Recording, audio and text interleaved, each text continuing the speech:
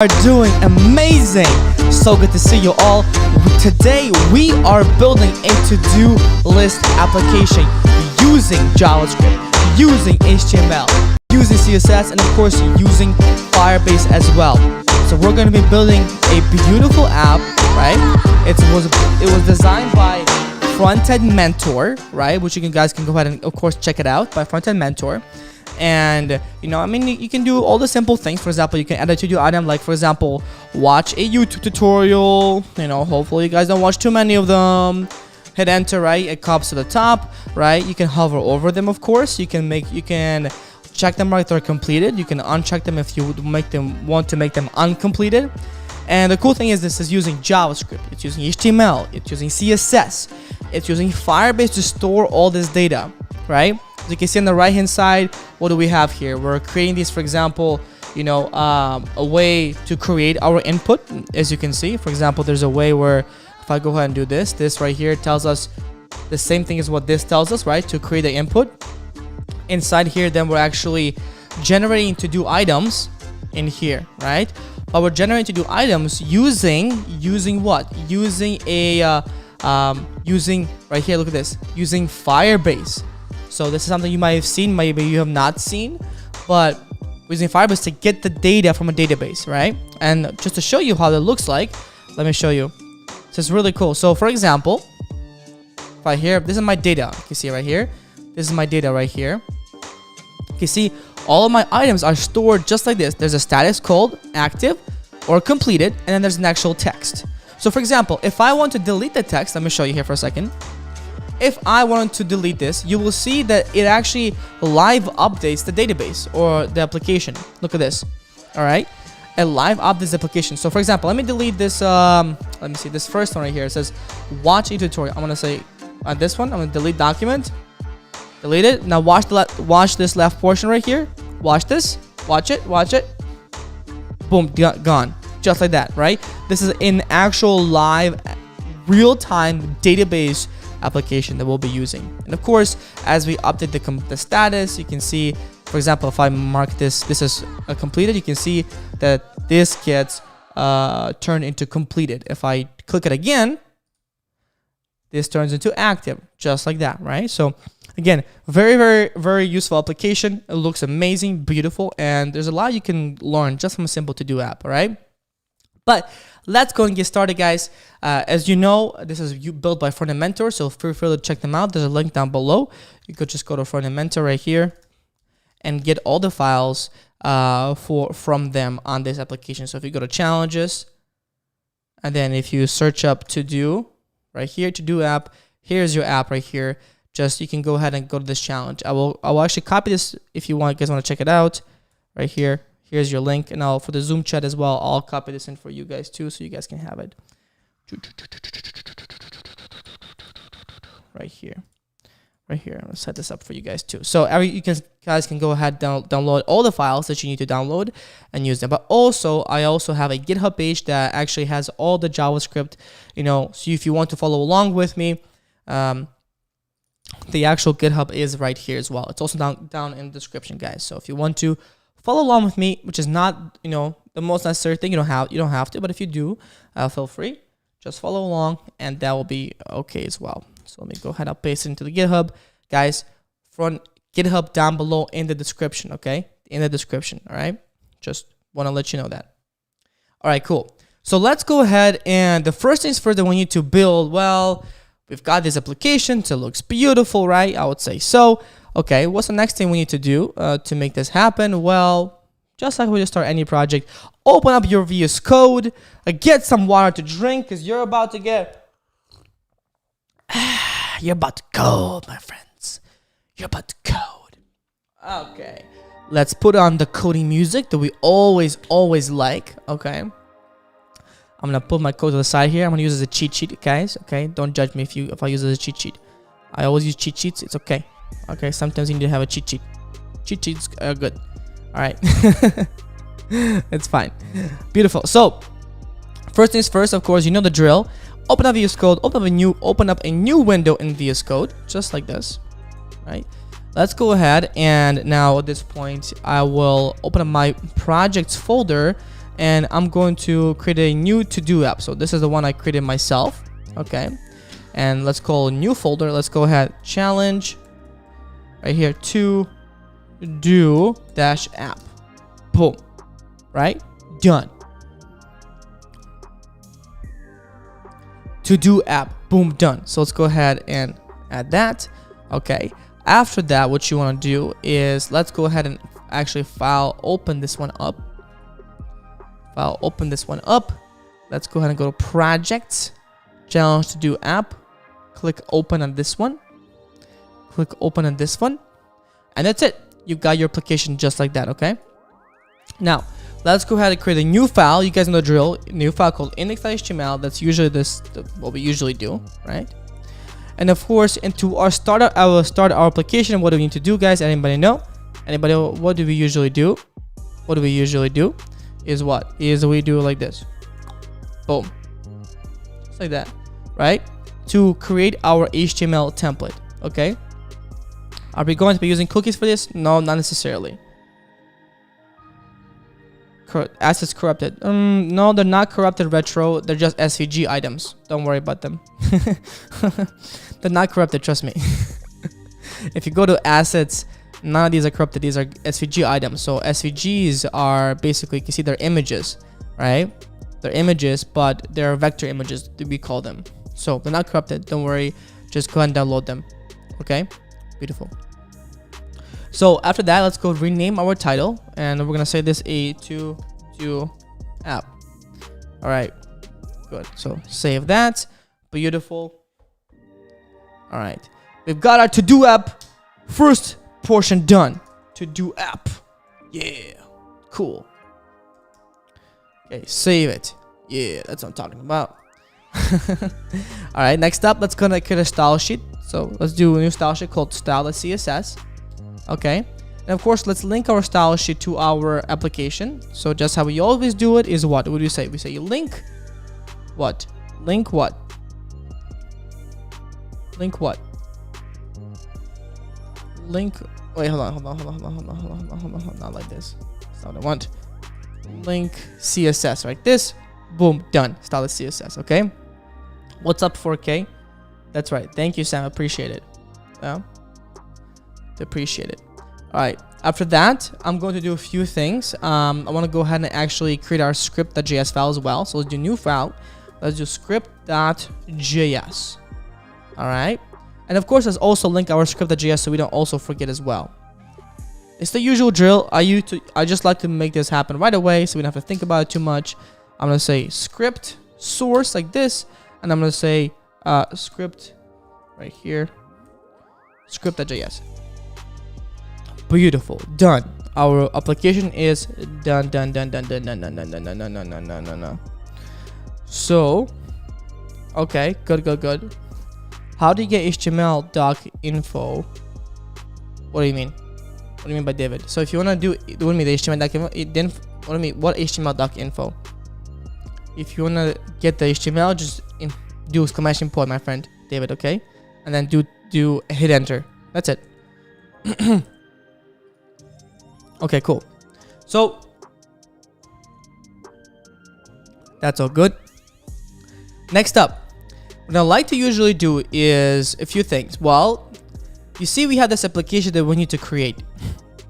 Let's divide this application into the components that we need to create. What is the first thing we want to do? What is the first thing we need to do? No, it's not just frontend, it's social frontend, and we're using Firebase for the backend as well, guys. So what do we need to do? What is the first part I like to do personally? Who remembers? Who remembers from the Zoom? Who remembers? Yeah, that's right. Make a list, Sam. That's right. So I'm gonna create a list called plan.md. Plan.md. Plan.md. Okay. Beautiful. And first things first is this, right? So what is the first part we should do? Anybody know? I'm gonna do the following. I'm going to do what? Create the boxes. Create the boxes. The boxes we need to create, right? Need to create right here. Boom. All right, that's first plan. Part 2 is going to be what? Part 2 is what? Create the header, right? Create the header. Actually, before we create the header, I want to create this. Oh, you're talking about the banner. Yeah, Sam, that's right. The banner, right? The background, this banner background image. So create the banner background image. Beautiful. Part 3, what are we going to do? Okay. Part 3 is going to be, let's create the actual, I call it the header, which is this one right here. Let's create this header, right? Part 3 is going to create the header. Create the header. Beautiful. Part 4 is going to be what? Yeah, part 4 is going to be what? Create the what? This portion, right? The actual input, right? So create the input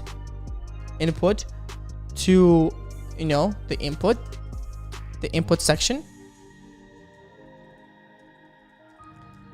Part 5.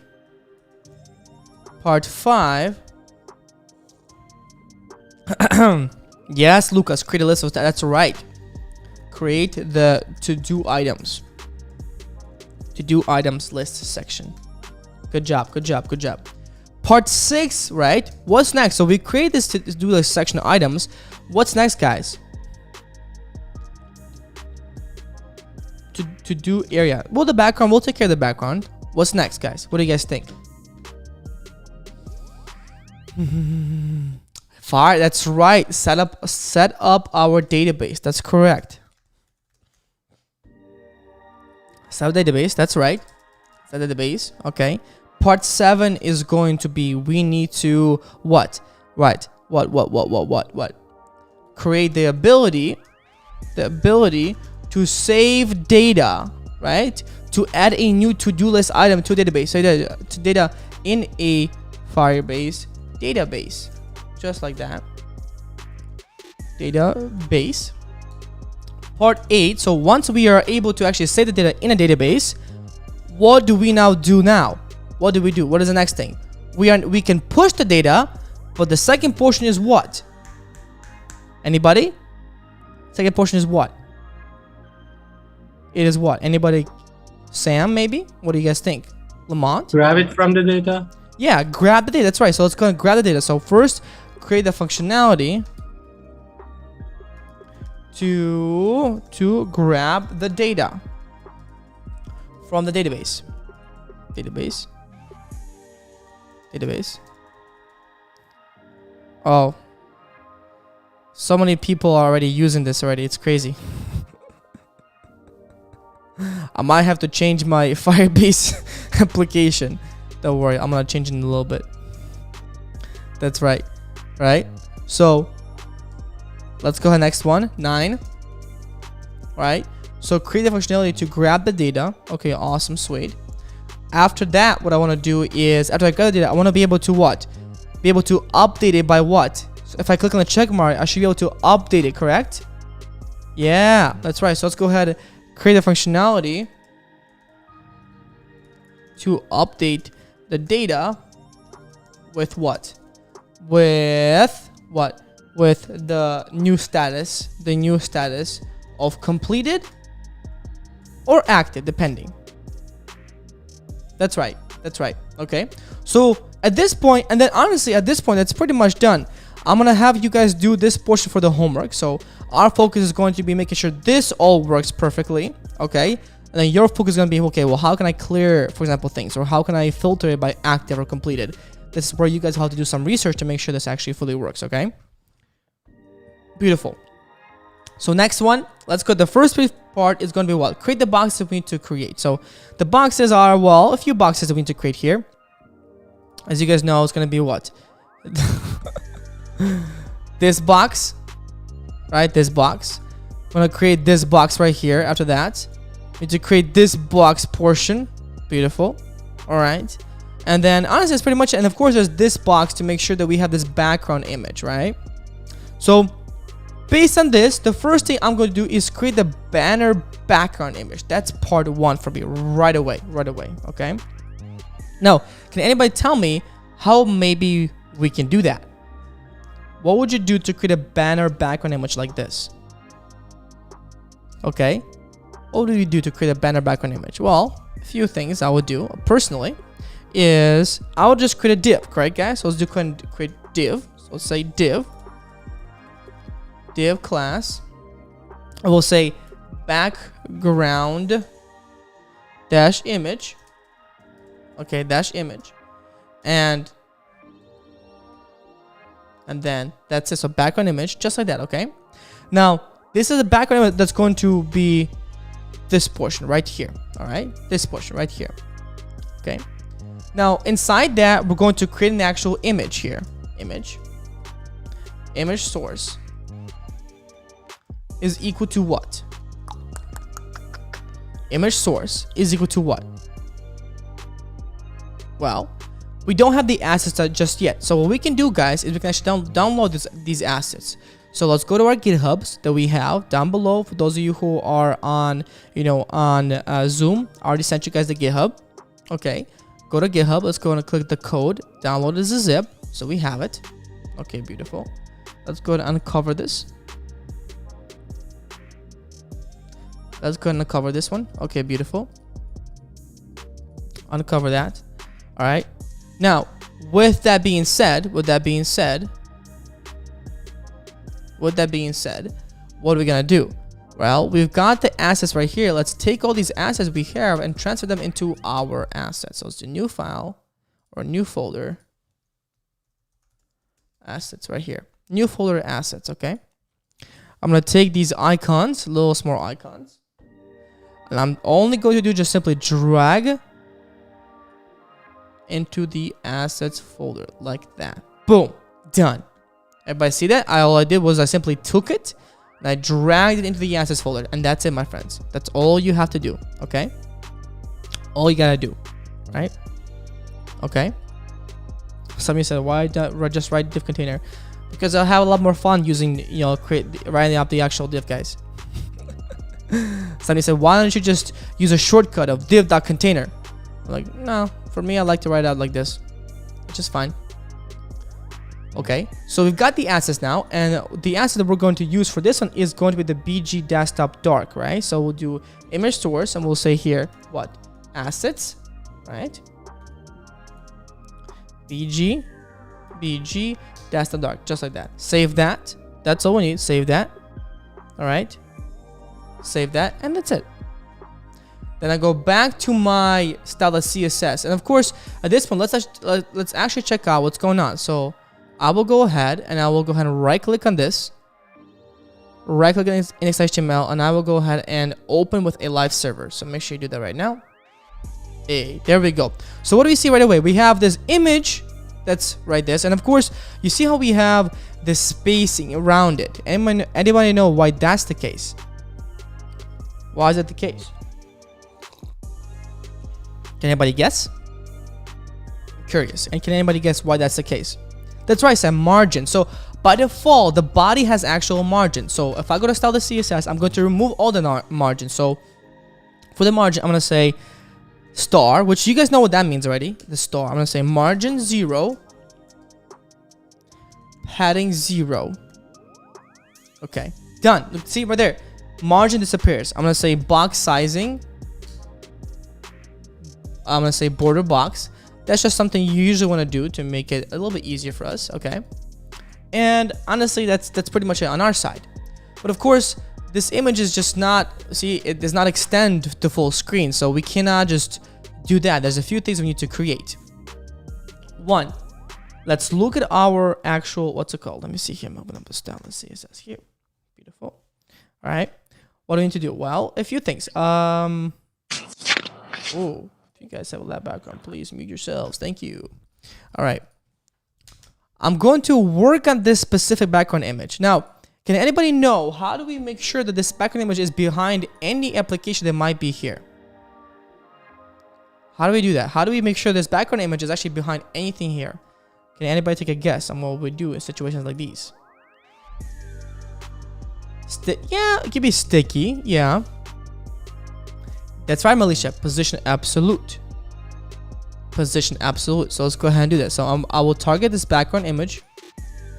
That background image. Boom.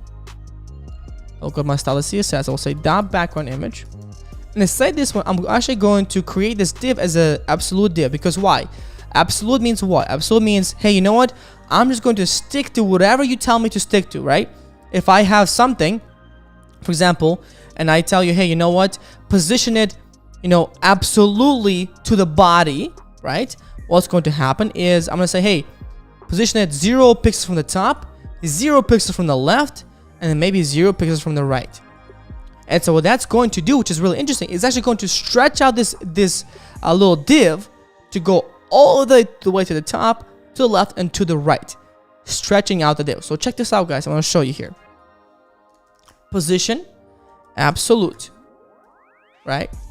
Then I'm going to say what? Top, 0. Bottom, 0. Okay. Then I'm going to say what? Top 0. No, not actually, not forget bottom 0. Top 0. We want to do left 0. And then finally right 0. Now, why am I doing this? Because what this is doing is it's stretching this div out from the left to the right hand side. From the left to the right hand side. That's right. Correct. All right. Let me see this. So now if you take a look at this, right? Of course, the image still does not stretch out. But if I right click on this inspect element, guys, and if I show you, where's my inspect element here? Oh, no. Right here. You see, this whole background image is actually the full screen width. Because I'm saying, hey, position it absolutely. Meaning, it's like basically you're sticking something like almost like a painting. You're sticking a painting to a wall is what you're doing basically. If to give you a small reference, right? You're sticking a painting to a wall. Now, because we have the background image is the full width, now what do we need to do? Well, we could be really smart about it, and we can actually say the following. I'm gonna say here, I'm gonna say here, I'm gonna give it a max height. That's part 1. Height of 350 pixels, like this, okay? To make sure we only have specific height, okay?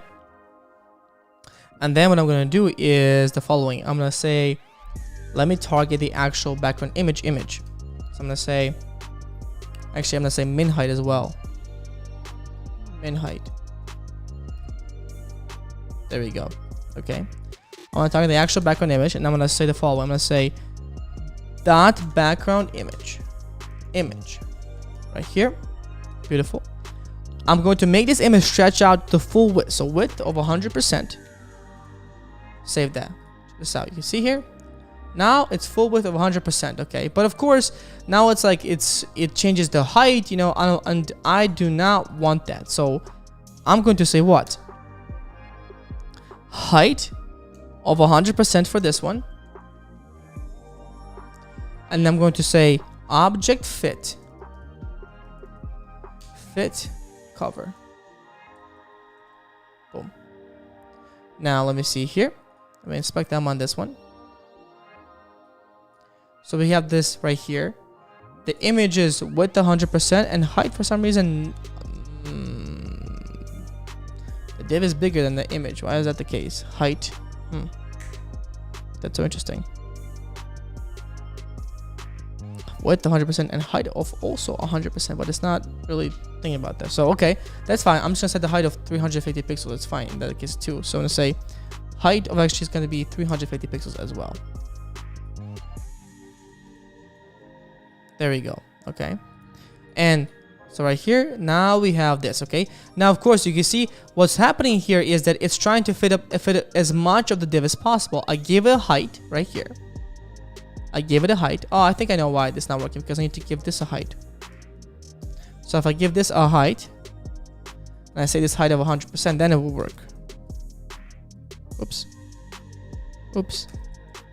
There we go. I need to give my parent a height, and then that way I can give this a height of 100%, so it will fit the actual as much as possible. So guys, right? So look, we have the object fit cover. Now what I do want to do is I do want to make sure that it kind of stretches from the left hand side and it's not like going away. I don't like that. So I'm going to use something called object position. And this one's going to be left. Right? So it's always coming from the left hand side. And so when I stretch it out, you see it's just All this is just stretching out the actual div. That's all it's doing. That's it. That's the smart part about this. Okay. So look, the background image is there, of course. Background image is there. The next portion we're going to need to work on is what? Boom. Is actually the container. Is actually the full on, you know, the full on thing that's going to contain this application. Oh my God. So much. So many you guys just like completely erased everything for me. So right here, right? If I go ahead and take a look at this, there's one specific container that controls everything, guys. We want to create a wrapper. Okay? We want to create a wrapper that will make sure to control everything. So for example, if I want to take this right here, let me go ahead and zoom this out. You see, anybody see how this is the same width all the time? Well, Brandon, you asked the question, what does object fit mean? Good question. So let me look at the style of CSS. So Brenda asked, what does object fit mean? So what does it mean? Well, it means that the image inside, that the actual image, right, is going to try and not stretch out. The most important thing with an image, if it's being stretched out, is to keep the aspect ratio, right? Making sure it's not, doesn't look like weird. If I don't do this, you will see that it starts to get a little bit crazy. Let me see here. Like, I mean, maybe not so crazy, but if I stretch it out, it's not gonna be the best the way that it should be. The object fit cover, what it does is it kind of makes sure that while you don't stretch the image, you know, while losing or to lose its aspect ratio. Number two, it's like saying, hey, I'm going to take up as much space on this iPhone as possible while keeping my aspect ratio all in check. Okay, that's right, Retro. Makes the image big enough to fit the area without stretching the image. Actually, that's probably the best explanation I've heard so far. Right? So now, that's right. No stretch marks, right? Retro, right? No stretch marks. That's why it's so important. Otherwise, it can, you know, imagine stretching, you know. That's right. That's right. That's right. Correct. Awesome. Sweet. So we got that portion. Next portion is going to be, well, let's create the container. So I'm going to create a container that will contain this whole thing right here. I'm going to call it the container. Okay. So let's go ahead and do that. I'm going to say div class is equal to container, like this, div class of container. Okay. And then inside the container, a few things we need to take care of. Well, one, what is inside this container? Well, we have this header portion. That's part one. So let's create this one. I'm going to say div class is equal to what? Header. Like that. Okay. And inside the header portion, what do we have? We have what? The title. And then we have what? The theme. Because this is to change dark theme to light theme. So here we have div class is equal to what? Title. Okay. And then this will be like a to-do title. And then finally, after that is going to be div class what? Theme. Boom. And so that's going to be image source, right? And the only image we're going to use simply is just assets. And we're just going to use the icon sun image. That's it, guys. Save that right there. And so now what we see, of course, it's actually not showing up. Can anybody tell me why this is not showing up properly? Okay. Why is this not showing up? Anybody know? What do you think? Why is the actual, this to-do thing is not showing up? It's on a div. What do you mean by that, Sean? That's right, Lucas. The image is actually in the front. So to make sure this image is in the back, what do? Well, we go to the style of CSS, and I actually changed the Z index. A Z index basically is like a layer. It's like, you know, there's layers. There's layer on top, layer on top, layer on top, layer on top. It's like, for example, you're just layering. Like, if you ever anybody here has used Photoshop, you can layer things, right? Same situation here. Okay, the Z index controls like what layer are you. If I'm gonna say, hey, make the layer right here the underlayer using something called -1, right? If I do this right there, look at this. The to-do shows up right here. You guys can see right there. It's right there, guys. Shows up right there. All right, beautiful. So that's exactly what we want. All right, so let's go ahead and work on this one. I will go ahead and work on this header. Let's go to our style of CSS. Save that. Okay. Beautiful. Okay. All right. And in the header, well, actually before that, I've been to work on the container. Let me go and look at the container. So I'm gonna say what? That container, right? The whole container. I'm going to give the container a width of 100% so it can change, because I want it to be, mobile friendly. But I'm going to give it a max width. I'm gonna say, hey, the max width you can take up is going to be 700 pixels, right? That's going to control how big this width is right here. This whole width right here. Okay, max of 700 pixels. And then I'm gonna say, hey, margin. The top margin is 0 pixels, but then the left and right margin is gonna be 30 pixels. Just make sure there's spacing here, okay? Okay. And then I'm going to give a margin top. Dash top of 100 pixels. Boom, save that. So that pushes it the to-do list from the top. All right, we're not done yet. Now let's focus now, of course, on, well, how do I put this? Because for example, if I take this container and I say background color and I say yellow, what do we see? Here's our container. Here's our dot container. Anybody know how do we center this container? How do we center this container? Anybody know? That's right. We set the display flex on the parent, which in our case, the parent is what? The parent is the body, guys. I need to create the body. Boom, right there. I need to create the body. Okay. Hello from Africa. How you doing, my friend? Good. We need to create the body. And for the body, we say, hey, display flex. Like this. Flexibility, I forget. Display flex. And then I'm going to say, hey, anybody know what do we do to make sure it's centered horizontally? What do we say? We say what? Justify content center. Boom, right there. Done. That's it. That's all we do. Now, since now we're working with the body, let's now actually change the font, right? I want to figure out the font portion here. Let me see here. I want to change up the font portion here. Okay. If I go to my index.html, the font that we're going to use is a little bit different here. The font we're going to use is actually going to be, let me see here. Let me go to my piece of code here. I want to show it to you. It's going to be something called Josephine Sans. Same thing. If I go to Google, I type in Josephine Sans, like this, Google fonts pop up. You can see right here. And the one I need to add is going to be the 400 and 700. So what am I going to do? I will go to here. 400, select the style. And then I'm going to add the 700 one as well. So right here. Let me see here. 700. I select the style too. Okay. Right away, this tells me the actual code I need to use. I'm going to copy this whole code. I'll give you guys here.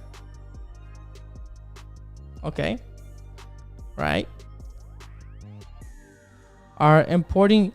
Yeah, that's right. Fonts. So yes, correct. We are importing fonts from Google, my friends. That's right. And you guys want to put this font inside here. Before the style sheet, actually. You want to put it before the style sheet here. So to put this font, make sure to put this font before you put the Stylesheet CSS link. So make sure it's here, and then you have the Stylesheet CSS right after, guys. So very important, guys. Okay. Very, very, very important. Okay. So save that. No, let's not use Comic Sans, guys. I'm saying let's use Comic Sans. That's not good. I'm not using Comic Sans, guys. Sorry. All right. So great. We import the fonts. Now we can use that. Let's go back to our application. Actually, which is this one. Go back to the CSS. Okay. I'm gonna say the font family for the body. It's gonna be this, the Joseph Sans. And again, you can know this by because it's literally telling you here's the font family you want to use. Okay. That's great. That's it. Here's the font family. And so I'm going to use that font family on here. And then I'm going to give it a background color of this background color right here. That's the whole background color, of this image. And then I'm going to give it a font size, a default font size of 18 pixels, guys. That's the default font size for this whole application. And look right here. We've got the image. We've got the do list item. We've got this whole shebang. It looks pretty good. That's it, right? that's looking pretty good. I'm pretty happy with the way it's going on. Now, with that being said, let's work on the header portion, okay? Which one family are you using? There were many of them. Which one family? Okay, so here, I'll copy and paste it for you guys, okay? So yeah, I'm gonna copy and paste this for you. So you're using the 400 and the 700, guys. You see what I did? I clicked on the 400, this one, and then the 700 one, this one. So let me just copy and paste. I copied and pasted everything for you guys. So it's right there. Okay. You gotta be happy you are learning, my friend. Happy you are learning. Okay. Let's work on the header. I'm gonna go back to my Stylesheet CSS. I'm gonna say .header. .header. And in the header, I'm gonna say what? Number one, I want to make sure that this whole, let me just clear this out a little bit. I'm working on this portion so you guys can see it. One, I want to clear this whole. So this to do up on the top, and then the sun is on the bottom. Well, I need to make the sun to be on the right section right here. Anybody know how do we do that? Can anybody tell me? Can anybody tell me what do we do here in that case? Any suggestions? That's correct, Philo. So I'm gonna say display flex. Right, and then okay, flex it down today. What do? You flex it. I always say this. What do you do if you don't know what to do? You flex it. So okay, display flex, awesome, sweet. Let me remove this background color because I don't like it at all. Sweet. So you can see now to do is here, and of course the sun is right here. Well, I want to actually spread it out to be away from each other. I'm going to say justify content space between, guys. That's right. Right, and then I'm going to make sure these aligned center vertically. I'm gonna say align items center, save it, boom, done. There, boom, and done. Okay, next one, let's work on this title right here. Make sure it looks so good and clean. I'm gonna say dot title. Okay, I'm giving it a color of white. That's part one. Okay, color of white. Okay, good, looking pretty good. Okay, one, let's give it a big font size. Font size of, let's just say 50 pixels. Save it. Oh, look at that. That's beautiful. Let's now give it a font weight of bold. So we want to bold it up. Bold right here. Save that. Nice. Okay. And then after that, let's go ahead and give it letter spacing. So I want to space this out a little bit. You see? The letters are a bit too close. I'm going to say letter spacing, and I'm going to say 10 pixels. Say, hey, let's go. That's looking really good, and I'm liking this. All right, I'm liking where this is going. That's right, align items. Okay, I'm liking this is going. Next up, so we have this portion done. The header is working. Looks like this. Let me see. If I right click on this one, let me see how this looks like. Let's see here, guys. Is everything centered here the way you want it to? So here's the header. That's right. Title is centered, and then the actual theme is centered as well. And that's it. Okay. All right, that is all good and dandy. Next up, let's go ahead and create this portion. See, one by one, guys. One by one. One by one. One by one. First, we need to create the HTML for it. So let's do div class. What do you guys want to call it? Can anybody get an idea? What do you guys want to call this one? Anybody? I'm going to call it a new to do. Or, yeah, new to do. Let's say new dash to do. That's right, new to do item. That's right, okay. And then inside this new to do item, I'm going to create a few things. One, we have this check mark right here on the left hand side. So I'm going to create two divs inside this one, right? Okay, remember, I'm going to have this one div right here, and then I'm going to have this div right here for the actual text. But within the checkmark div, which is this one, what am I going to create for within the checkmark div? Can anybody guess? Not necessarily image, Sam. No, there's no image inside here. I mean, there is an image, but it's like hidden all the way down in there. Yes, it's a button. It's a div button. So we're actually going to create another div, a div button. That's this one right here. That's it. And this is going to be an input right here, right? Okay. So let me show you how this works. So we're going to create another div. So one, let's go ahead and actually create that check div. So I'm going to say div class is equal to check. Boom. That's the container, which is that is this outer container. Oh, this outer container we have right here. That's this container. Then inside that, I'm going to create a check mark, guys. Because why? I need to create a check mark for the actual circle, right? So div class, and I'm going to say, hey, div class check dash mark, and donezo. Save that. Div class check mark. Okay. And inside this check mark, there's actually, well, this one does not have a check mark actually, but it's a check mark, right? And how do we actually make sure that this is the proper check that we want? Well, we'll show you guys later. Now, after the check mark, what do we do? What is the next one we need to create after the check? Which is what? The actual input, right? So I'm going to call it div class is equal to do dash what? Or I'm going to call it new dash to do dash input. Like this. New to do dash input. You see that? Save that. Boom. Okay. New to do input. Beautiful. Inside this input, I'm actually going to create a form. Why? Because the input is going to be inside the form, guys. The input is going to be inside the form. And I will tell you exactly why we use form, right? Okay. No, I'm not using Bootstrap, Ali. No. All proper CSS. You would not be able to do this with Bootstrap, by the way, Ali. This is all custom CSS. So input.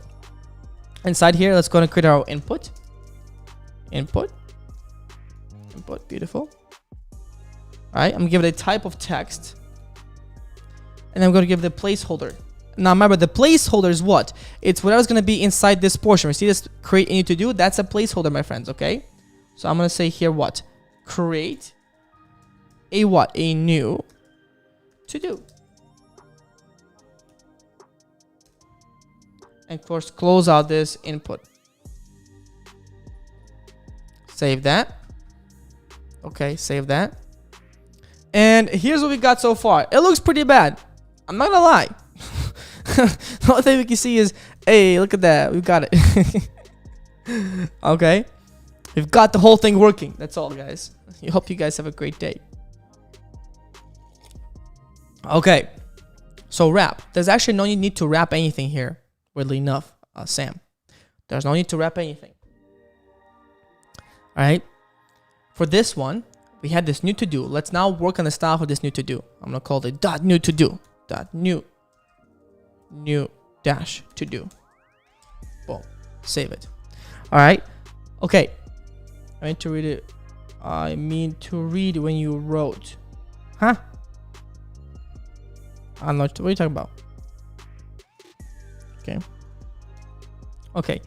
Dot new to do. So first things first, I'm gonna make this new to do. Let's say give it a background color because I want to see what we're working with here. So I'm saying background color, yellow. Okay. So here's what we're working with here. So we have. So you see, it's a width of 100%, which is really good. Let's not give it a height now of 70 pixels. So now it's height of 70 pixels. Okay. Do you write all CSS, HTML, just from scratch? Yes, actually I do, Brenda. Yes, I do. Everything is from scratch. I write everything from scratch. I mean, that's the way to do it, guys. If you guys want to be coders, you have to write it from scratch, right? Like, unfortunately, when you go to a job, you're not gonna have the code a lot of the time. Sometimes you will have the code that you have to learn how to work with. But you know, if you want to actually, you know, write code, you have to know how to write code from scratch, from the beginning, from nothing, from literally zero. Just how what I'm doing right here is I'm creating the starting points, right? Right? Yes, it is actually a lot easier to start from scratch sometimes. That's right. It is sometimes. Because sometimes it's actually really hard to, you know, to fully understand the whole project that you are working with. So most of the time I do from scratch. Yeah, save that. Beautiful. Now, instead of using background color yellow, I'm actually going to do background color of the following, which is a really interesting background color. You guys might not know. You guys can copy it for yourself right here. This one. I'll paste it in for you here in the Zoom chat. And same thing is this one. Right here. That's the background color, guys. I want you guys to use. Okay, beautiful. after that background color is done, the next thing is going to be here. Let me see here is going to be what? Well, the margin. Let's give it a margin. Now let's give some spacing here of 50 pixels. Beautiful. And who remembers, you see how there's these edges? How do we create the edges, curved edges around this specific div? Anybody know? Anybody know? Who knows? That's our border radius. Boom, border radius. And I'm going to say here 6 pixels, okay? Save that. Hey, right there. Beautiful. Next up, right? We have the new to do. Let's now check on, okay, the actual check, right? The check. So here. So I'm going to say dot check here. Okay. And I'm going to give this dot check a what? Let's see, background color of yellow for now. Same thing, always yellow, yellow mellow. There we go. It's not showing up because we need to give it a width. So width, let's just say of 70 pixels. Oh, 70 pixels. It's still not showing up for some reason. Why is that? Width of 70 pixels. Let me see here. Inspect element on this one. New to do. We have the check mark. Oh, because there's no height on this check mark. That's why. So to create a height, I'm actually going to use something called display flex. We never imported the pic. Which picture are you guys talking about? The picture? We did. I imported the picture by downloading the actual challenge to do list retro. So I downloaded this whole thing and I imported all of my assets into my new assets folder.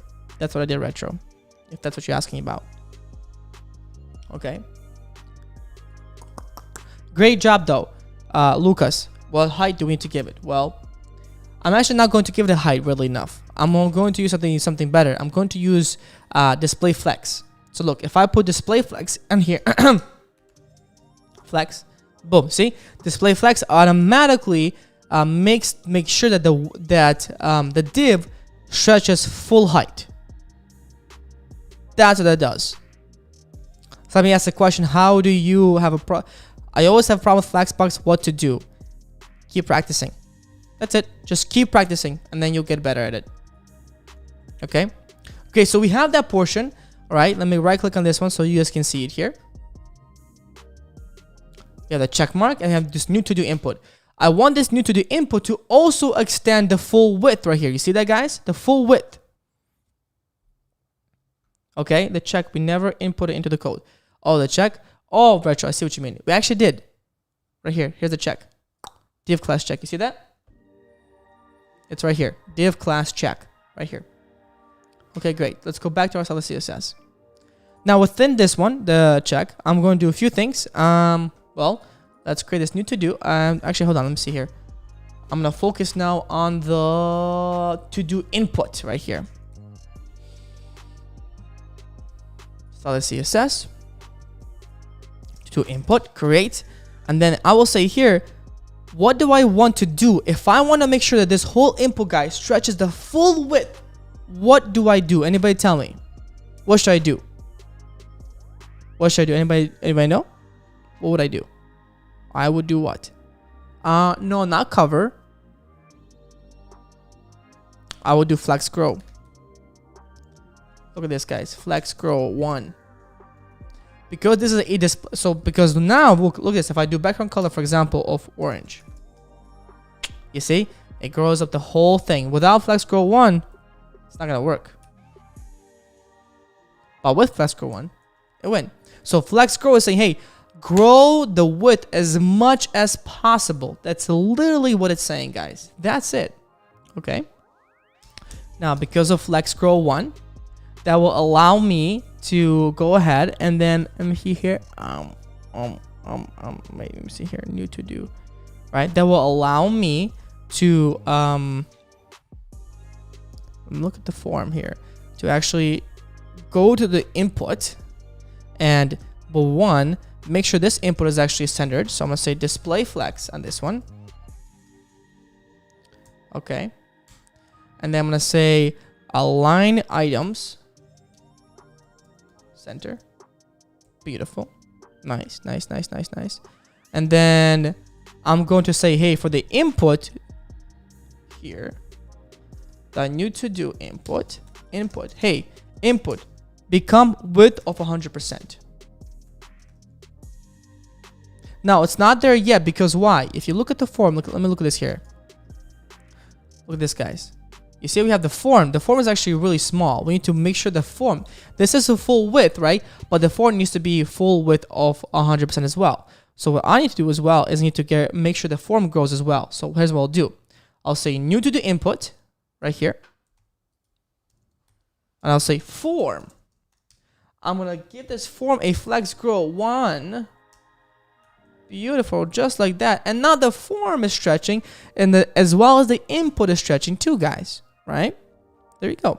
Now, with the input, what I'm going to do, yes, Kyle, you can do the same thing with the grid.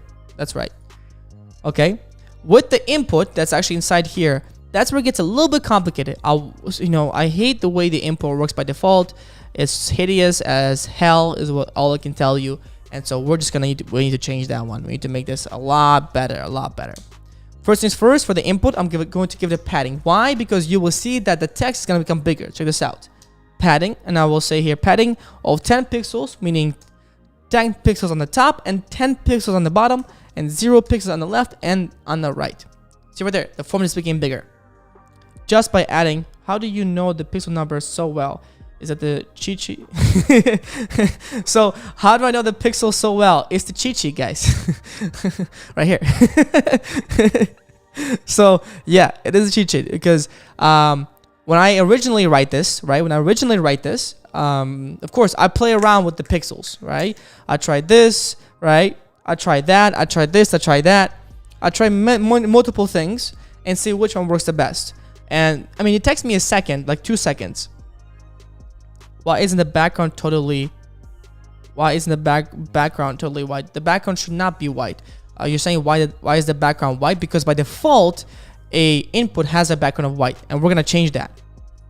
So look, I'm gonna say now background color is gonna be transparent now. See? Just became transparent. Okay? Just became transparent. Beautiful. After that, I'm going to remove any of the hideous borders that come by default.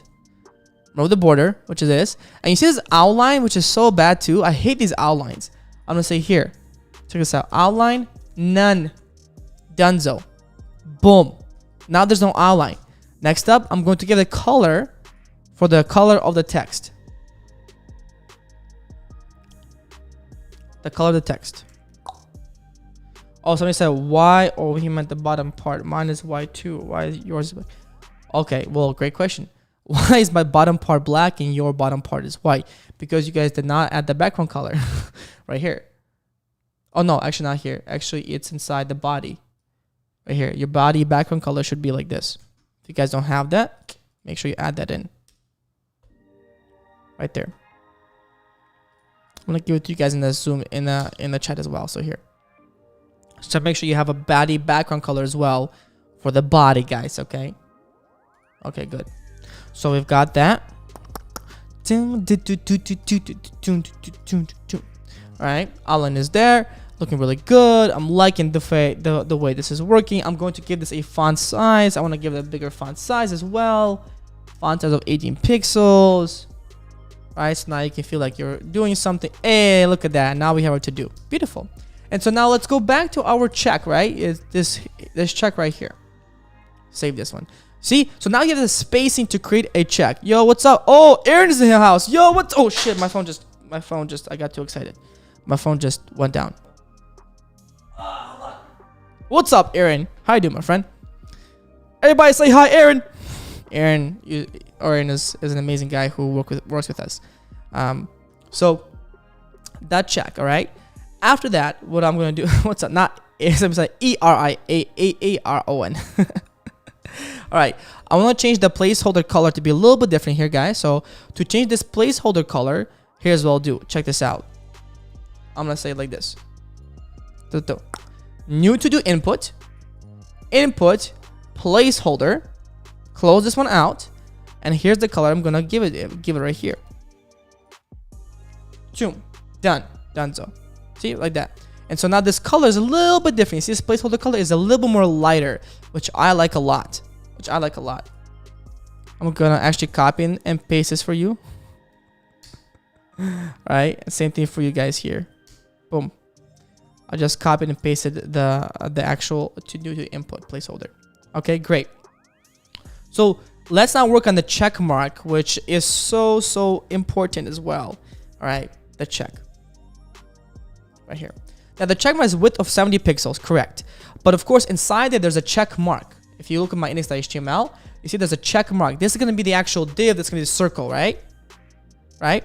So what doesn't see? Good question. So somebody asked a question. What does the two dots mean? What does the two dots mean? Right? So if I go back to my style.css, what does the two dots mean? Well, really, all this means is there's no specific meaning. All this means is like grab the placeholder within the input, right? Sometimes, for example, what's it called?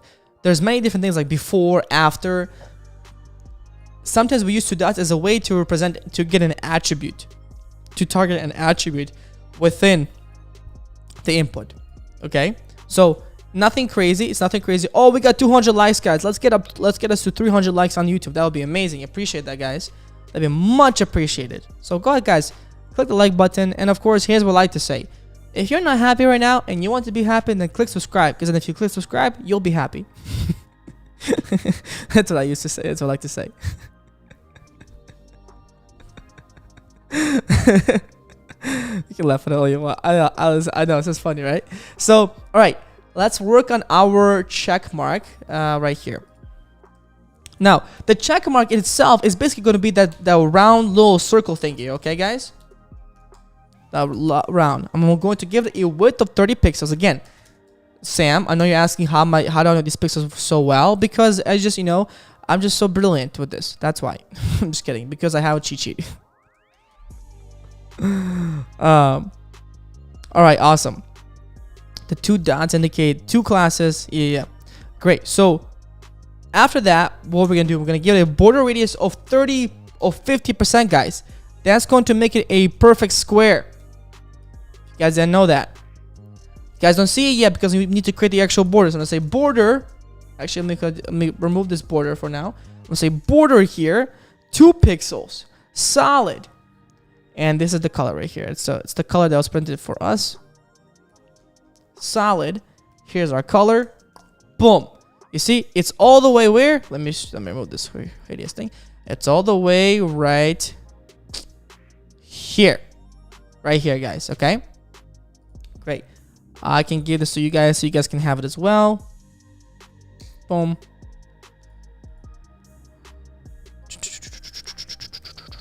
Right there. Beautiful. Okay. Beautiful. Let me go ahead and take a look at this now. Oh, let me see the code. All right. Keep going here.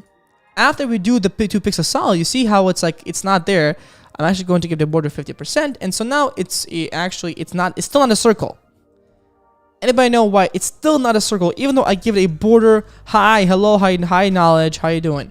So, even though it's not a perfect circle, what do I do?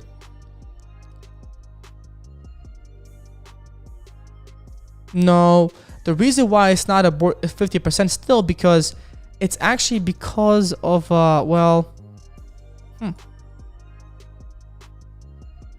Oh, because border radius. Good catch, guys. There we go. Now it's a perfect circle. Whoops.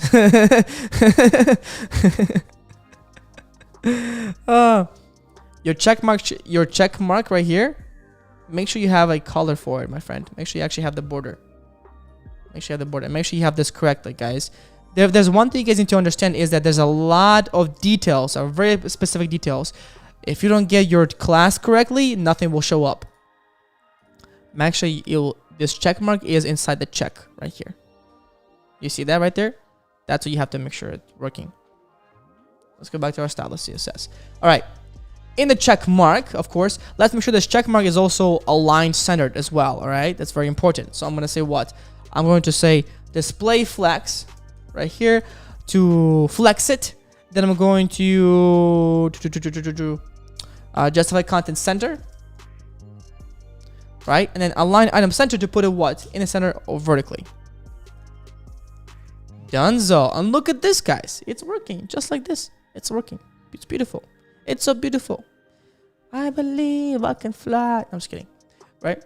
So we got the check mark. Awesome, sweet. And then now let me go ahead and I think, yeah, let's work on the check mark hover, guys. That check mark. And I'm gonna say on the hover. And again, this 2 colons, whatever it's called, right? It's to specify the attribute of the actual class. So the hover attribute of the class, right? I'm going to give it number 1. I'm going to change the border color right here to linear gradient. That's right. Look at this, guys. So if I hover this, oh, it's not working. That's awesome. Okay. And I'm going to give the background of this. Let me see if this is working now. Oh, look at this. Look at this. This is beautiful. This is awesome. This background color. So it's an awesome background color. All right. So actually, you can't really do background colors like these. So I'm actually going to delete these. That's not necessary. You actually cannot change the background color of a border to linear gradient. That's not possible, unfortunately. So we cannot do that one. All right. But what I, however, can do is, well, we got this. Let's change this check mark to be a cursor pointer. So we feel like it's an actual pointer. Beautiful. All right. Let me see here. Hey, let's go. Beautiful.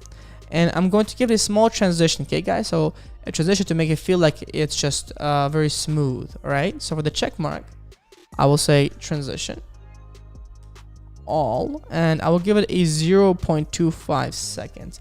And just to give you a small little tidbit, yes, I can paste this for you guys, don't worry. So I can give you a small tidbit, guys, here. Really cool. 0.25 seconds is actually really good standard for like a real nice transition. So there's 0.3, 0.25. I think anything above that is like does not really feel good to a user, right? So I would say 0.25 seconds is the best way to go about it. All right. So let me say, can I do this? Yes, I'm gonna give you the linear gradient, no problem. Here's the linear gradient, so you guys can see it. Right? Because some of you guys asked about the linear gradient. Well, here you go. Right there. Okay, we got that one. Oh, somebody's calling me. That's not cool. It's not cool. It's all right. So guys, look, we have our to do item. It's right there. It's working perfectly. It's awesome. It's the best thing in the world. All right. Okay. I actually want to go into JavaScript. Crazy enough. I know we said here that in our plan we want to go into the header, then the input section, which we did. So we did this one. Done. We did this one. Done. With this one, done. This one, done. This list section we're going to create in a little bit, but actually I'm going to create the ability to actually listen to what we have from here and actually get this text. You see what I mean? So let's do that right now, because I feel like I miss JavaScript a little bit sometimes, you know, which is okay. We all miss JavaScript, okay? I'm sure you guys do too, right? We all miss JavaScript, right, guys? Right? No, I'm just kidding. Nobody misses JavaScript. Sam's like, yes, yes, yes. All right, let's go to script.js. And the one thing I want to create now is going to be, well, we want to have a functionality whereby we add item, right? When we hit this, right? When we hit enter, we are adding a new item. So let's go ahead and create a function called add item. So I'm going to say function here. I'm going to say add item. Right, and nothing inside here so far. Ooh, that's not interesting. Ooh, and inside this add item, of course, what do we need to do to add this item? Well, one, let's actually call this function when we hit submit. So a few things need to happen. If I go to my index.html, if I go to my form, there's a really cool attribute called onSubmit. You see this right? onSubmit. So on the submit of the form, I'm actually going to call a function called add item right here. Check this out. Right? Look at this, add item. And that's it. So this is the function I'm going to call on the submit right here. Okay, guys? Beautiful. Now inside here, I'm going to say console.log. .log add item. Right here. Okay. Click console. If I go ahead and if I type something in here, guys, check this out. Oh, you see, it went there and disappeared. So let me show this again. Okay, guys, check this out. Enter, disappeared. Why is that the case? Anybody know? Anybody guess why it's showing and disappearing? Well, if I go ahead and preserve the log here, guys, if I preserve the log, which will make sure we'll keep track of all the log, no matter what happens. Look at this. Hello, and enter. Boom. See, add item. But then what happened, guys, is that it navigated back to the index.html. Why is that? Can anybody tell me? Why is that? Can you switch to JavaScript back for a second? Okay, hold on. Anybody know why this is the case? Why did it automatically refresh the whole page?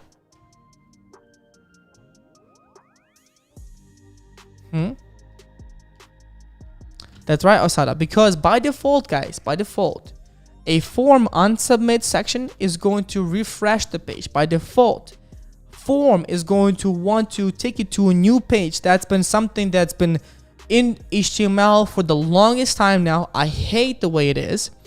Everybody hates it, but it's okay.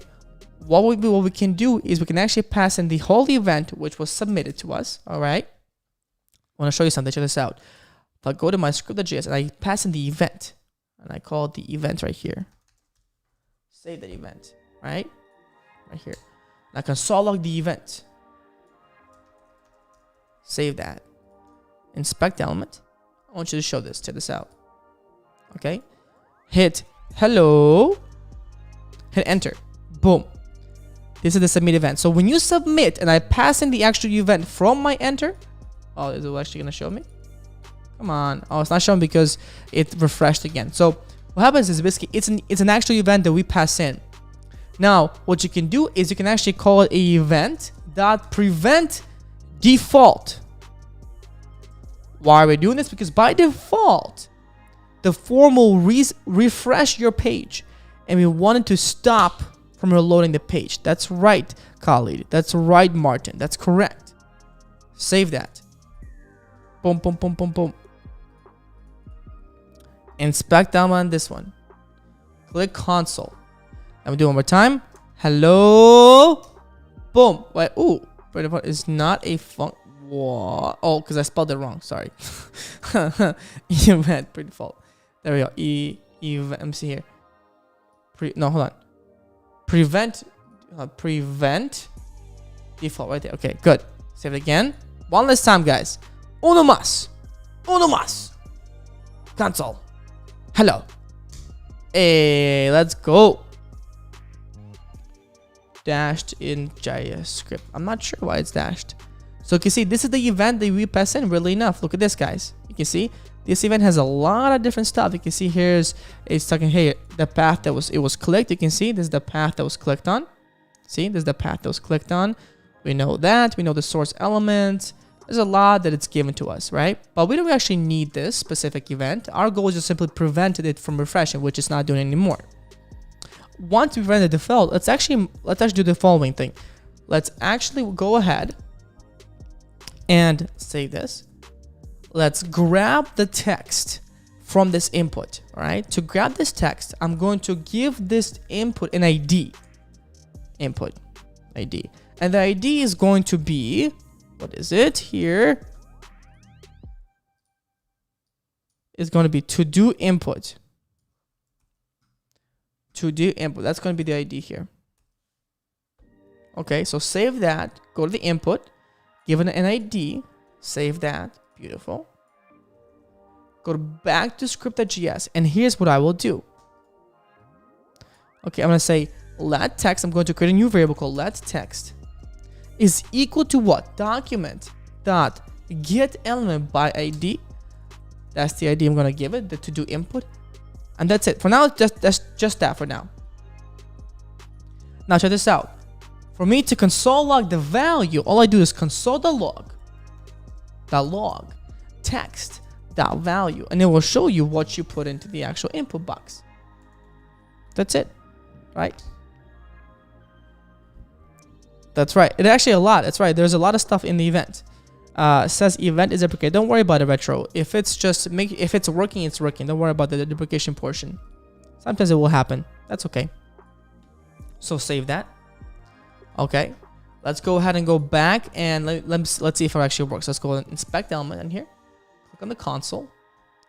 We don't use preserve log anymore. I will say here, hello. Hit enter. Oh, look at that. I will say here, hi Nas, or hi Lucas, or I'll just say hi Nas. I'll just say hi Nas for now. See, it's actually getting the data, guys. We're getting the text that we enter, which is awesome. Little by little, this starts starting to make sense. Okay, beautiful. Next up, we got that portion. Okay, amazing. Of course, we can't really do much with it just yet. Don't worry about it. We'll continue doing this. Let's focus now on the HTML and CSS one more time. Okay. Okay, let's go back to index HTML. The next thing we need to work on is, of course, going to be what? It's going to be what? This section right here. I call it the massive to-do items. That's what I call it. Okay. And let's do that. If we go back to our index HTML, everybody, right now, do that with me. Okay. The next thing I'm going to do is create a div after this new to-do. So make sure you're really careful. Okay. Make sure you create it after this div. So say div class is equal to to-do items wrapper right here. Done. I'm going to wrap this whole to-do items. Okay. And inside this to-do wrapper, I will have a few things. One is going with the to-do items actual list. So I will say div class to-do items. Now, why am I creating this div? Because why? If I scroll all the way down, you see we also have this section right here. And we cannot forget this section. This is the info section, I call it. Okay. And so we have this list right here, which is the list of to-do items. And then we have this info section right here at the bottom. So what should we call the next div after? What should we call the next div after? Can anybody tell me? What should we call next div? Div class, yeah, status equals to do what? I'm gonna call it a to do. I'm gonna call it to do. What is it? To do items info. To do dash items dash information. Right. This is the info about the items. Okay. Beautiful. To do items info. Makes sense? Okay. Sweet. Save that. Okay. All good. No problem whatsoever. That looks pretty good. And inside that is we'll have inside that is this portion right here. That's what's inside this portion. Okay. Beautiful. Now let's go ahead and create the actual to-do items, right? To-do items is basically the list of items. That's what that, stands for. Inside the one to-do items, guys, what do you guys know? We have what? We have one to-do item, right? So what should we call our next div? Div what? What should this be called now? Div class what? To do dash what? To do what? Anybody tell me? To do item. That's right, exactly. To do item. And of course, this item is going to contain two things. One, first, the same thing. It's going to have this check mark, right? So let's go ahead and do div class. Just how before, div class check. Same thing, same class we're using, which is going to make it so much easier for us. Div class check. And of course, there's another div class check mark inside that one too. Right here. Let me make this a little bit smaller. Make this a little bit bigger so you guys can see the full code. Div class right here. I'm gonna call a check mark. Check mark. Boom, right here. Div class check mark. Beautiful. After the check mark, well, we have the actual check, right?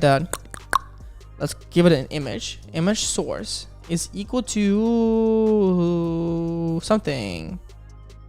And this is going to be what? Assets. And we're going to use the icon check.svg, guys, okay? Save that, of course. After that, after the check mark, we have what? The actual what? After we've done this one, what is the next one that we have? Anybody know? So next one, it is gonna be what? The actual text, right? The to-do text, I call it, right? So let's say here, div class to-do dash what? Text. Boom. Donezo. Okay? To-do dash text. Okay, awesome. I like it. That's beautiful. And here I'm gonna put cut the lawn. I have no idea what that came out in my mind because I don't call lawns here in Los Angeles. But for some reason, that's the first thing that came to my mind when I want to put a to-do item. Maybe because I just miss cutting lawns. I don't know. Cut the lawn. Okay. So cut the lawn. All right. To do text. And let's see what we're working with now here. Okay. So here's it. Here's what it is. Okay. Of course, this is our to-do item. Of course. Now, this to-do item has a few portions to it. Somebody said, what do I use to draw on the screen? I use something called Screen Brush, guys. It's called Screen Brush. It's only for Mac, sorry. Sam is like, it's better than shoveling snow. That's right. I've done that too. Yeah. So, okay. Let's go back to our Stylesheet CSS and style our what? Style our to-do item. The fancy to-do item. Let me see here. All right. Our fancy to-do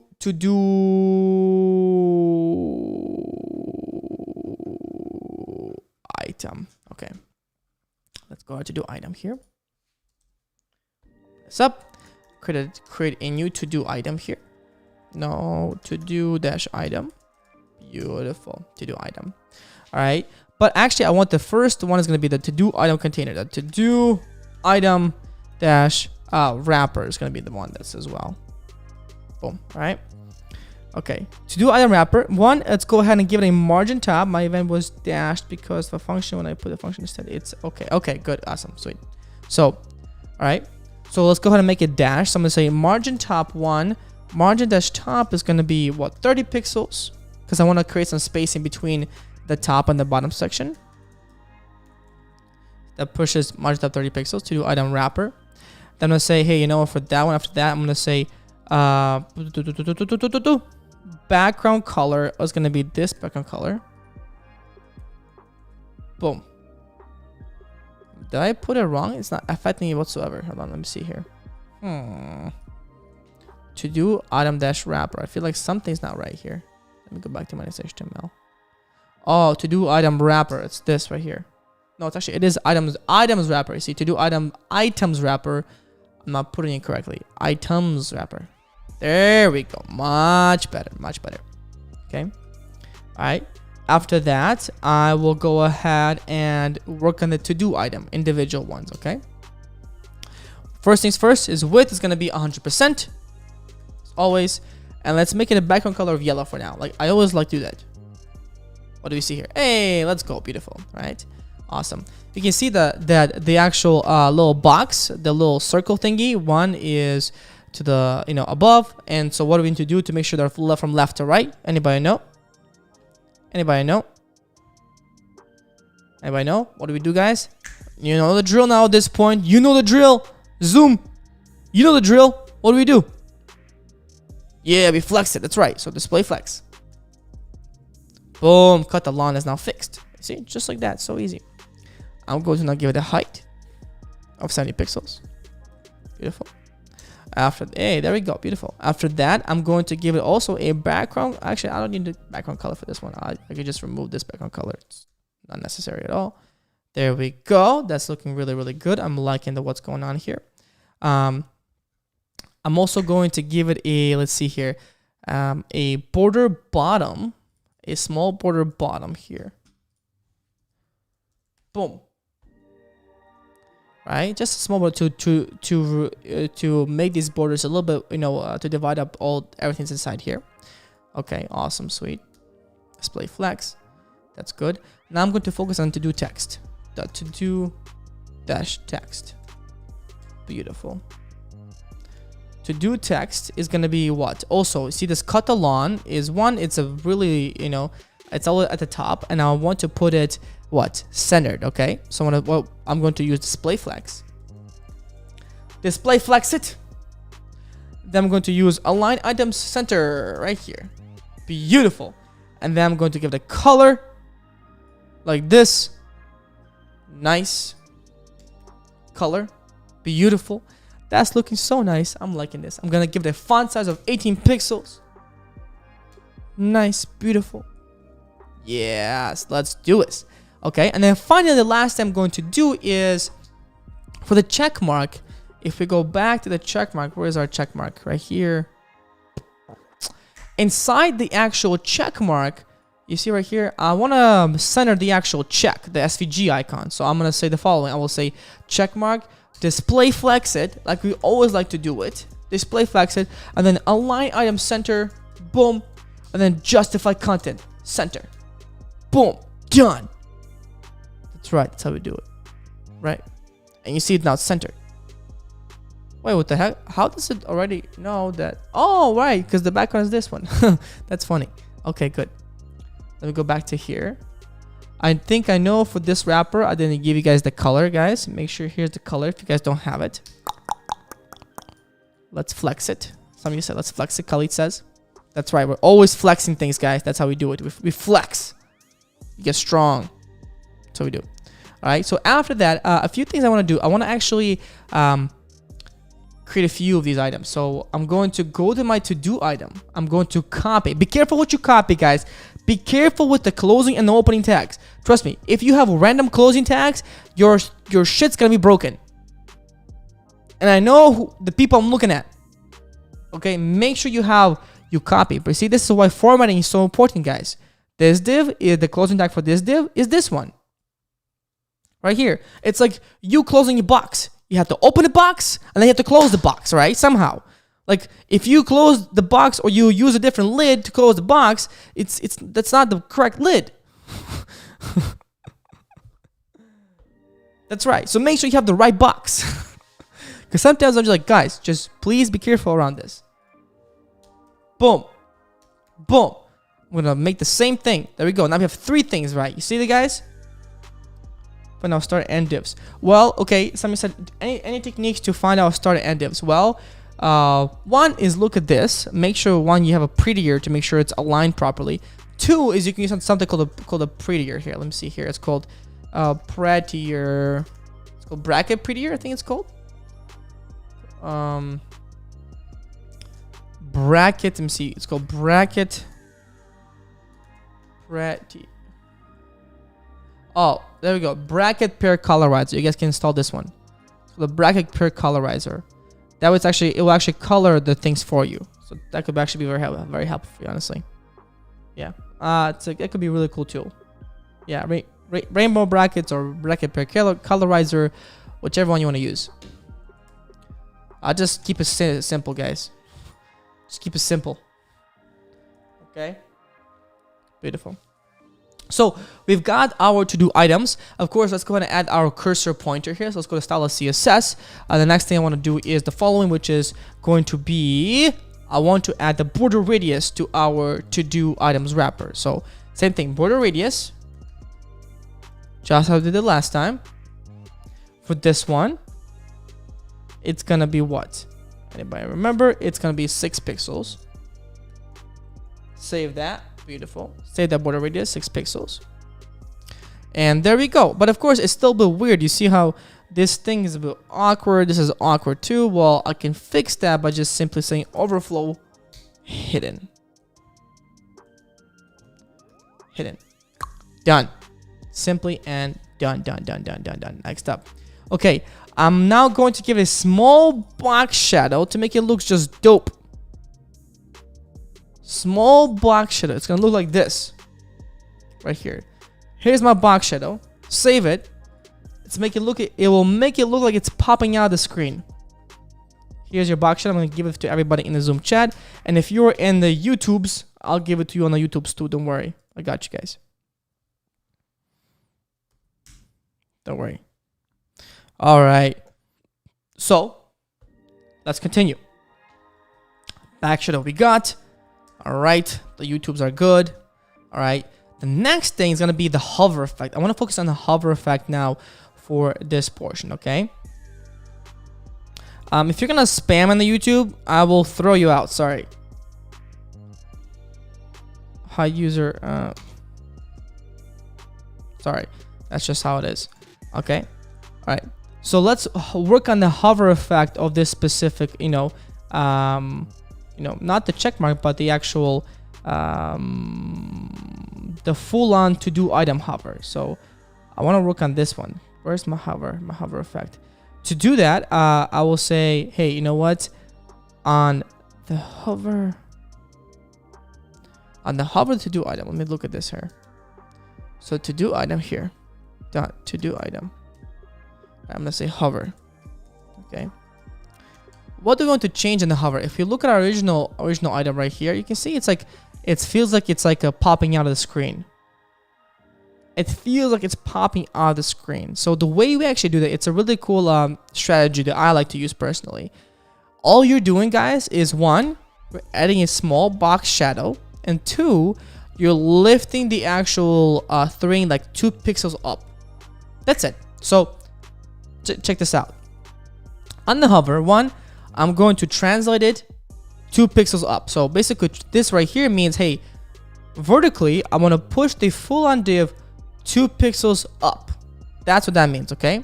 That's just transform. After that, I'm going to get a box shadow right here. And I'm going to give you guys a box shadow as well. Don't worry. I got you guys. I got you. Boom. I got you guys. I'm not going to let you guys get stranded. Don't worry. Always. And I'm going to change the border color from this one to actually this one. To a black border color. So on the hover, check this out. On the hover. Wait, no, that's the correct one. Oh, look at that. Look at this. Look at this. Look at this, everybody. Look at that. Now, a few things I want to take care of first, right? So let's go ahead and number one, use a transition, which is really important.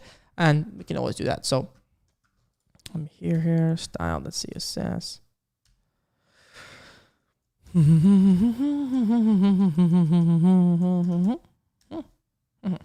Okay. Beautiful. We can add a small transition with a, like this, on a transition here. I'm going to say transition. Good. I'm going to say all, just for now. 0.25 seconds. Good. I want to say ease. Yes. Save that. Let's see here. Oh, look at this. Beautiful. Look at that. Look at that. Look at this, guys. Look at this. It's so good. Now, one thing I do want to make sure, you see how I want to make sure that the index, this one is actually goes overlays on top of it. So don't worry. I will actually make this one display flex, and that will overlay it on top of it. Display flex. You'll see what I mean. Oh, I guess not. That's okay. I'll make it a z index in that case.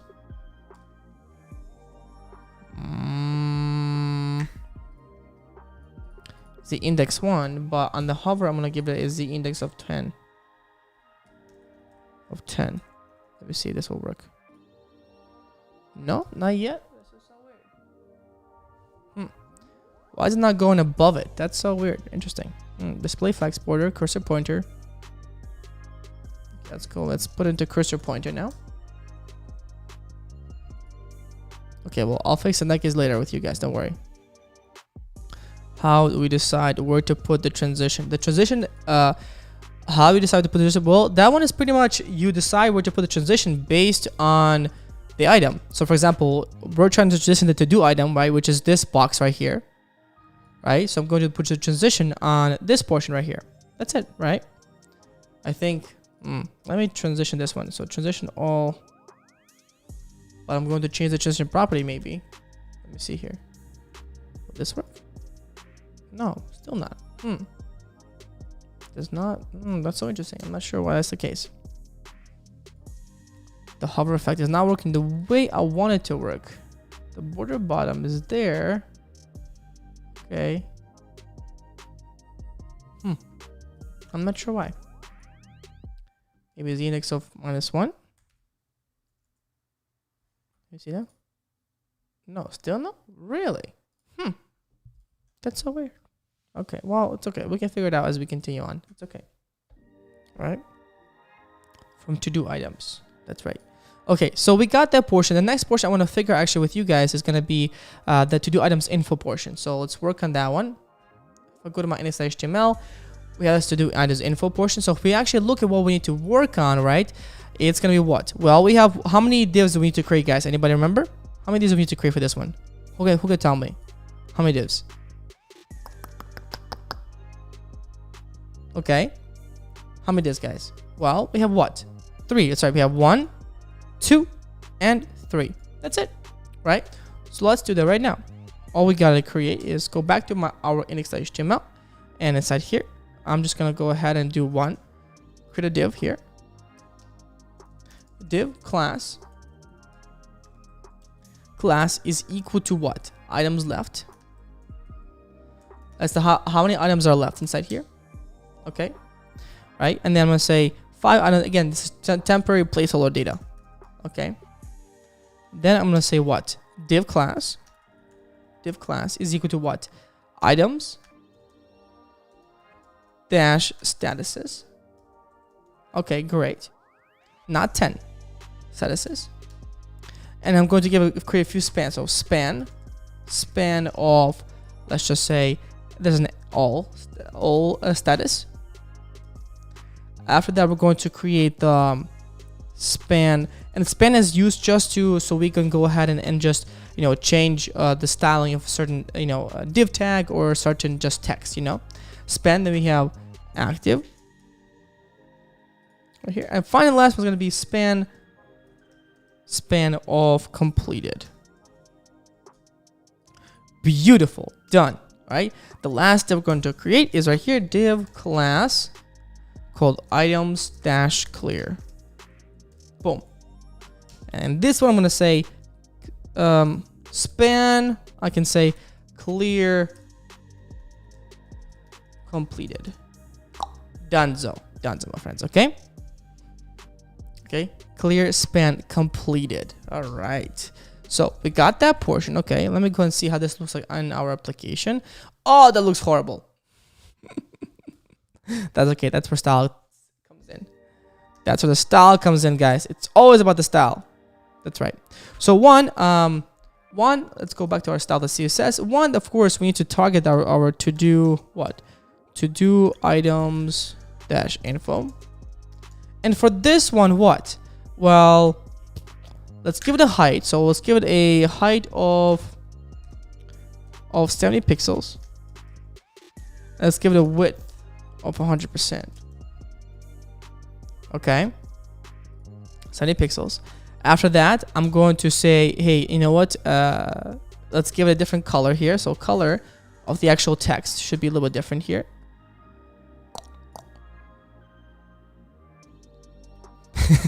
Sam is like, man, looks better than mine. If something's wrong, it's probably because your div is not correctly closed. You might not have the right closing tag if it's not right. Okay, awesome. And then of course we need to put that from left to right. So what do we do that, guys? Remember that? What do we put something from left to right? What do we do here? To put something from left to right, we flex it. That's right. So just display flex. Beautiful. That's it, right? But of course, I want to do a little bit differently. So I want to space these things out. So 5 items. I want to make sure there's correct spacing between them. So I'm going to say justify content what? Space between. Done. So look at that, right? Beautiful. Okay, next one. I'm going to give a padding like this. I'm going to say padding. Top and bottom is going to be 0. And then left and right is going to be 30 pixels. Both. Boom. Donezo. Okay? Donezo. After that, let's go ahead and put them in the center. So I'm going to say align items. Center. And my friends, that's pretty much it. That's it, guys. See? That's it. So look what we did. Now, of course, if we're not done yet fully, I want to check now on the statuses portion. So let's look at the statuses portion. So the item, dash statuses. Right here. Okay. And here I want to say display flex, of course. Flex. I'm going to say justify content center. Boom. Just as always centers. And then I'm going to change the actual colors of the span. So here, I'm I'm gonna give it some kind of a padding here. So item statuses, span tag. I'm going to give it a padding of 0 for top and bottom. Okay. I'll have to. All good. Hope everything's okay, Lamont. Top and bottom of 0, and then left and right is gonna be what? 4 pixels. Save that. Okay. That's going to give that span. Hold on. Item. Let me see. It's not doing it right now. Nope. So item statuses. Did I spell that right? Items. Oh, items dash statuses. I think it's items dash statuses. There we go. Nice. So padding 0. I'm going to give it not 4, but maybe 5 pixels. Yeah. So there we go. That works too. And I'm going to give it a cursor pointer. Save that. So that way, when I hover over this, it feels like a button. But of course, we can make it even better because on the hover of these statuses, I'm say items. The items. Their statuses. On the hover of this section, I will change the color of it as well. That's right, the color, which is this one. I'm gonna give you guys the color right now. Here's the color. Those of you on YouTube, here's the color right here as well. Boom, donezo. Okay, we got the color. So now if I go and hover, hey, oh dang, I just no, that's not right. So it should be item statuses span hover, not the whole thing hover. So we go 1 by 1. You see now it's 1 by 1. That's it. Makes it very easy. And of course, we also need to make sure there's an active one. So if I select one, we need to give an active maybe CSS class, for example. So for example, maybe this span has a class here of active. Active. That's the one we clicked on, right? So the same thing's gonna happen here. CSS. I'm gonna say the comma item statuses span dot active. No, it's right. Span dot. That's right. Active. Also, same thing. So you see now the all becomes the active one. And the last thing I'm going to do is also target this clear completed as well. So let me go ahead and do this right now. So let's go to target this clear completed portion. Right here. This item's clear.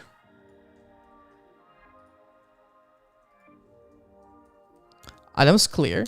I'm going to give this one a what? A cursor pointer as well. Okay. Cursor pointer. And then I'm going to give it a text align end so that it's always at the end of everything. So it's always pushed to the right hand side. Kind of like this. It's always pushed to here. That's why I give it a text align end. And also on the hover of this, I also want to make sure that the color changes too. So I'm going to say that comma items. If you guys didn't know, but comma is a way for us to apply the same style to multiple things. Clear, hover. Let's see it. Boom, donezo. That's it. Look at this. Done, done, done, done, done, done, done, done. That's it, guys. We've got our. The application is not done fully because we need to connect the JavaScript to it fully. But look, that's pretty cool. Wouldn't you say so? I would say so. It's pretty awesome. We've got a really amazing looking application. Of course, that's not fully working just yet, but that's okay. We can fix it. That's okay. We can fix it. We can make sure it's not differently, right? And then that's it. Oh, let me see. Why is it that under the do hover that still does not work the way I want it to be? This one works properly, but this one does not. Why is that? I'm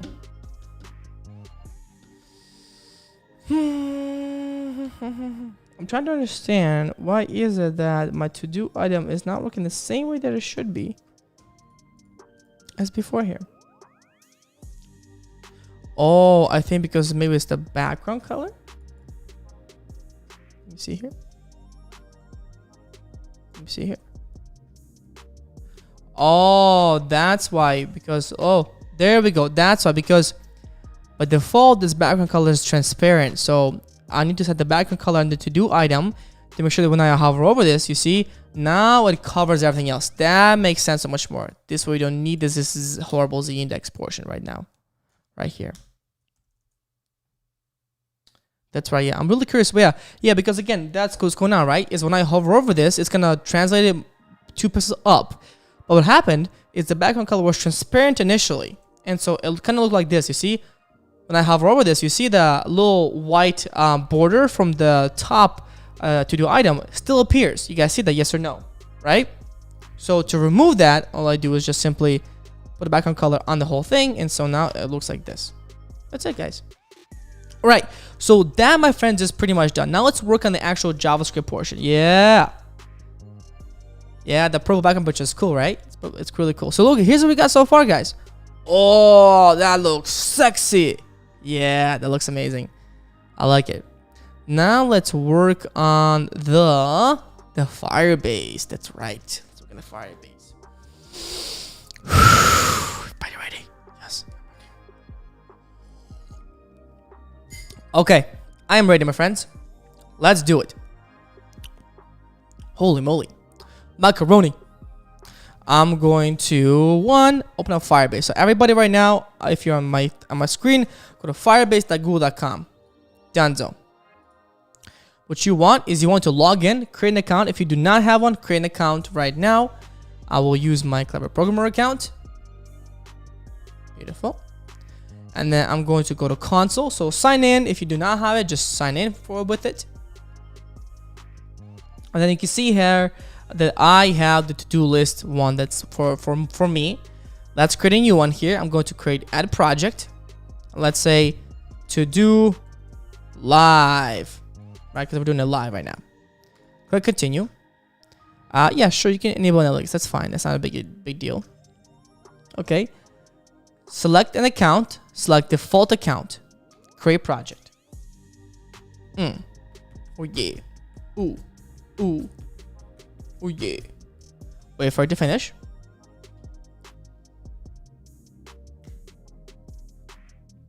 That's what I'm talking about. Wait for it to finish. Finishing up. Good. Click continue. And there we go. Okay. Next thing what we need to do is click on this little icon. See it says the web icon? This right here. Let me go ahead and refresh this. This little icon right here. Right here. Click on this icon. This is going to be Firebase steps. Which option you selected? Oh, it's really hard for me. It just click add property. Go to Firebase here. Let me create a test one. Go to console. Click. Make sure you select the correct one. I'm gonna say that's alright. Click add project. Right here. Just enter your project name. I'm gonna do test for now because I want to use the one that I created before, which is this one. But somebody asked, hey, what option do you do? So test. Continue. Click continue. An account should be default account. Create project, and that's it. That's all you have to do, honestly. Okay, that's it, my friends. Okay, I'm gonna close this out because I don't need this at this point. But I do have this. So once you've created that account, okay, you click on this one, click on the web portion, click on web, and then let's create it. Let's register our app. I'm gonna say to do live. Beautiful. Click register app.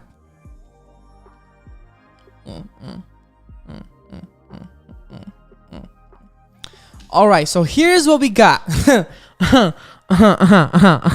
is a lot. So the first thing you need to do is copy and paste all of this script stuff. These script tags. You see these? Copy and paste this. This is your script app. So you want to copy this portion. Yes, Firebase is free, by the way. Let's go back to Initialize.html, and then let's go ahead and make sure you put it before script.js, okay? Everybody, put before script.js. Boom, done. Let me remove this. I don't need this at all. So right here. So now we have our Firebase app. We're importing the Firebase app right here. Firebase Analytics right here. That's looking pretty good. Okay. And then what you want to do is copy this portion too, this config. So I'm going to copy this config like this. Command C config. You should have your own config, guys. Okay. Command C the config portion. Command C. And then command save this. Let's create a new file called firebase.js. .js. This will be your configuration file. Boom. Paste it into here. Can I paste those here? So, I mean, I can do this for you, but I don't want anybody messing with this one. So you guys should create your own config. If you want to use my config, here, use the config, which is this one. It's in the actual store, guys. Here, just use this one config, guys. Right here. Lucas says config without the script tags. Yes. Well, we're putting the, yes, that's correct. Yes, Lucas, config without the script tags. So when we do this right now, right there, right? Forget the script tags, because the script tags is for us to write inside the script, the JavaScript file. Remember, when we create the Firebase.js, we are already inside the JavaScript file. So we do not need to put script tags around it. That's the thing. Okay, that's why we do not need the script tags. All right. So we've got the configuration file, all is good there. Save that. Click on continue to the console. And that's it.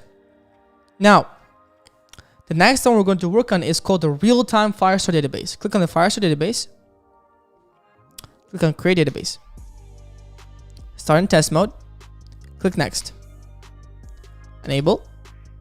And so remember, test mode, enable. Test mode, enable. Test mode. Put into test mode and then click enable. Let me see here. Provisioning Cloud Firestore. Let's see if it works. Nice. Click on start your first collection. And we're going to say to do dash items. Now, a collection is a database, guys. A collection is a table, right, of items, right? That is what collection is. So if you want to store something like a list of, for example, to-do items, right? Your collection is what's going to store those to-do items. So for example, to-do items is that one big collection, but inside the collection, we have individual items. So inside here, I'm going to create an individual item. I'm going to give it a document ID. You guys can see it's auto-generated by, Firebase itself. And then I'm going to say the text for this one is going to be cut the lawn. I don't know why cut the lawn is still the top one for me. Cut the lawn. And I'm going to say status is going to be active. Why? Because if you look at our to-do list app, okay, you can see it says active/completed. There's two statuses, active and completed. So same thing here, active, save. And so now we have our collection here, right there. And now we have one of our first document, our first data document inside our collection, the to-do items. All right, beautiful. Now, to actually get this data, we're not done yet, guys. We need to go and figure out how do we configure Firestore. So I'm going to say Firestore, get started. Okay. Firestore, get started. I'm going to go down and here's what you need. So the one thing we're missing here is the actual Firestore, code. So I'm going to copy this Firebase Firestore code, Command C, and I'll give you guys the actual code here. Boom. And then boom, right here. You're going to copy this script tag and you're going to put it inside HTML. Hit enter. Put it inside after the analytics one. You see this one, analytics portion? Put it after that. That's it. Okay. After all of this, what you want to do is you want to import the Firebase.js. So we'll say script source right here, Firebase.js. Okay. The configuration file for Firebase. Does that make sense? That's correct, Khalid. Firebase collections is kind of like a MongoDB collections. That's correct. Yes, you're right on that one. You're right. Okay, so we got that portion. Command save on this one. And then the last thing we need to do is if we scroll down, you see we need to initialize the Firebase Firestore. Right here. Initialize the Firebase Firestore. It's as simple as that. So I'm going to say var db. I'm going to go back to my firebase.js. And boom. Now I have initialized it. And because I initialized it with the DB, that means I can access it anywhere inside my application. Make sense? Okay, we got that. Save that. Now that's all good. Next up, what are we going to do? Well, the one thing I do want to do is, you see, now we have all the data to add this. Let's actually create the functionality to add our to-do item to the database. So let's try it out. Okay. So I'm going to, inside the add item functionality, let's go to our script.js. Inside here, this is our add item functionality. I'm going to what? Do the following. I'm going to say, okay, to add something into the database, here's what we got to do. db.collection add. You see? Collection is the collection we created, and then here's the data we want to add. It's as simple as that, honestly. Oh, let me move this to here. Let's try it out. Let's try that together. So I'm going to say here, db.collection. Collection. The collection that we created, what is the collection, guys, we created? Anybody know? What is the collection we created? Anybody remember that one? What is the collection that we created? Anybody remember this one? What is the collection that we created? Who remembers? That's right, to-do items. So to-do items. To-do-items. Okay, beautiful. Save that one, of course. And then after that one, let me go ahead and make sure it's all good. After that one, we do what? To-do items. And we say dot add. Same thing, dot add right here. And we add ourselves an object, okay? An object, okay? And this object has a few things. One, we have the text value. I have the status value. So text right here. And where do we get the text? Because anybody know? That's right, Retro. DB is for database. Where we got DB is because, remember, we initialized the DB here. You see? Firebase Firestore. It's inside here. So if I called it database, if I said this database, then this would be database. See that? But we call it DB for short. DB. Boom. Done. Does that make sense, Retro? So text. What text are we adding to this one? We're adding the what? Text. We're getting the input, but we're doing text dot value to get the actual value of the text. And then we say status. By default, the status that we set when we add a new item is what? Active. That's the default text. And then once we go ahead and add this in, so let's go ahead and save it, and let's go ahead and actually try it out. So let's save this. Okay, everybody ready for this? Are you guys ready? Are you ready? Let's go. Let's go. Let's try it out. Okay, so it's ready. So let's add, for example, like I'm going to go to the gym. Okay. Oh, I don't want. Go to the gym. I'm going to hit enter, and my expectation is to see this inside here. Inside here somewhere. Are you ready for this? Okay, let's go back to my here. Hit enter. And where'd it go? Oh, go to the gym is indeed right here, my friends. It is here. Look at this, guys. Boom, boom, boom, boom, boom, boom, boom. That's exactly what we want to do. You see? Just like that. Okay. After, now of course you see how I hit enter, but this did not clear. Where to do that, I'm going to say now text.value is equal to nothing. That's right. So now if I try this again, so I'm resetting the actual value inside this input box. I'm going to say, okay, go to the market. And enter. Boom, you see it disappears. And then inside our database, gym, we'll go to the market, and then Catalan. It's working, everybody. It is working.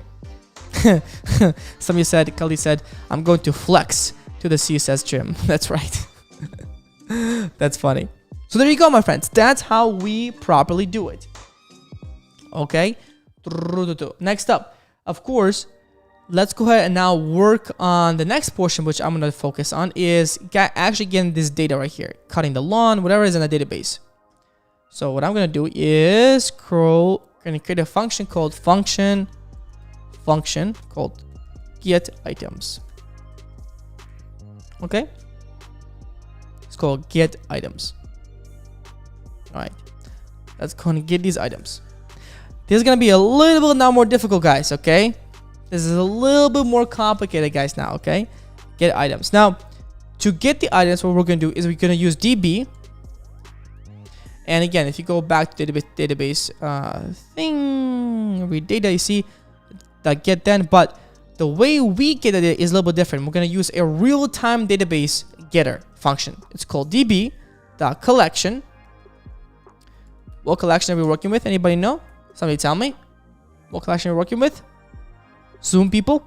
Zoom. Let's go. What collection are we working with?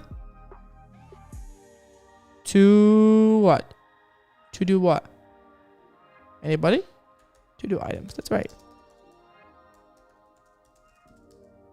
To do items, okay? All right, to do items. And then after that one, we're going to use something called onSnapshot. Guys, check this out. It's called onSnapshot. Boom. So a snapshot is a picture of a database. It's like basically you're taking a picture right now and then you get in the current data. Okay, that's inside the database. That's what we call onSnapshot. But what onSnapshot is so powerful is because onSnapshot is actually going to send us the data, whenever we update something. That's the really cool part about it. So whenever something inside our database updates, this will get called inside here. It's using something called a what's it called? Not a webhook, but it's using something called a socket. You guys did not know that. Close it out. Close out the WebSocket, and I can even give you guys, if you guys are on Zoom, I can give you guys the actual code if you guys are interested. Boom, here it is. Okay. Inside that, I'm actually going to loop through the snapshot. So let's go and see what we got here. So I'm going to say console.log snapshot. That's right. That's correct, Emmanuel. It's the current state of the database. So let's go ahead and console.log snapshot. Let's see what we get. And of course, I need to call this function now called get items at the bottom.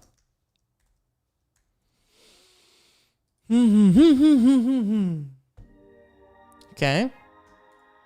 Let's see, inspect that one, this one. Console. Hey, look at this. Yeah, looks weird, huh? But look at this. You see, we have an array of 3 items. You see this? Array of 3, right?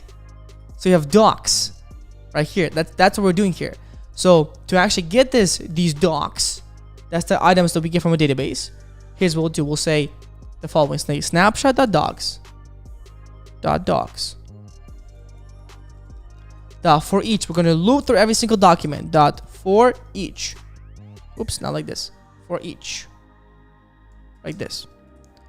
And for every single doc,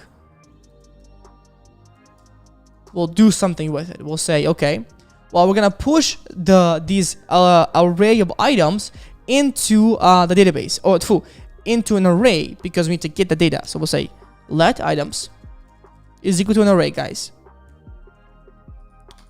And then we're going to push the doc into the array, but we'll do it differently. We'll say items dot push. To get the data, we'll push the what? Doc, look at this, doc dot data. You see that? Doc dot data. So let me show you exactly what's going to happen now in this case, okay? Let me exactly show you what's going to happen here. So as we loop through everything, I'm going to now console log the items. Check this out. Inspect down on this one. Oh, let's go. We got 3 items coming directly from a database. Woo! Hey, that's what I'm talking about, guys, right? Directly from a database. That's amazing. Okay, I'm loving it.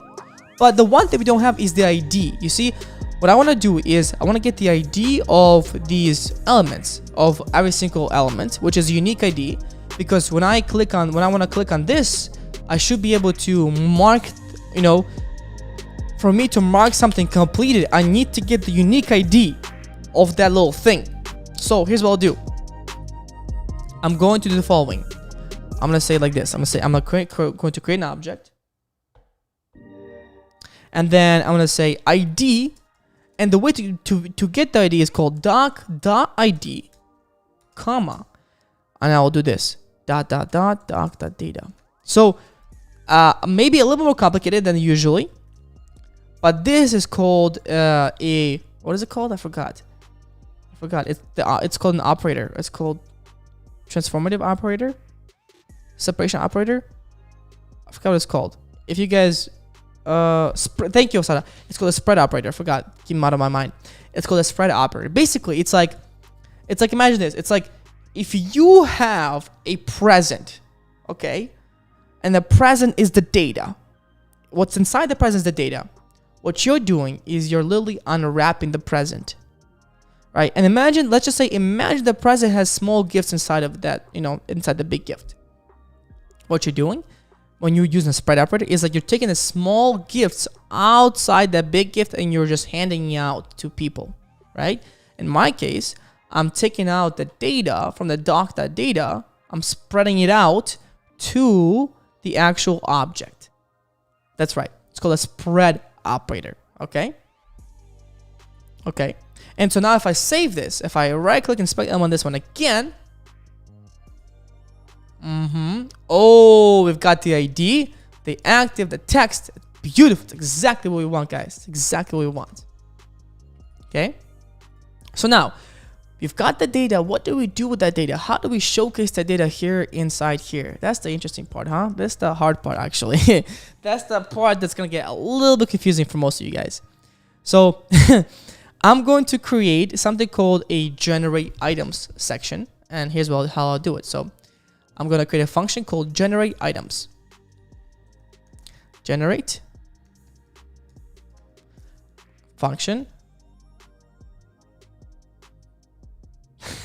I'm just like, I'm well past confused, but I'm learning. So it's like, again, you're creating an object, but you're putting the ID of the object and then you're putting the data of the object, okay? So it's creating a new function and it's called generate items. Boom. Okay. Generate items. Inside the generate items, I'm going to pass in these items. So I'm going to say items here. Right here. And I'm going to call this after I actually get all my items from database. So I'm going to say generate items. And items. Boom. Done. Save. Boom. Done. Okay. Great. That's exactly what I want. Now, inside here is a few things. I'm going to loop through every single item. Okay. Items. You probably can see it at this point. Items dot for each. Dot for each. So for every single item, again, I'm looping through every single item. Okay. Let me go ahead and let me say insert it with DOM. That's right. We're going to insert it. Okay, with the DOM. So I'm going to say console.log the item for now.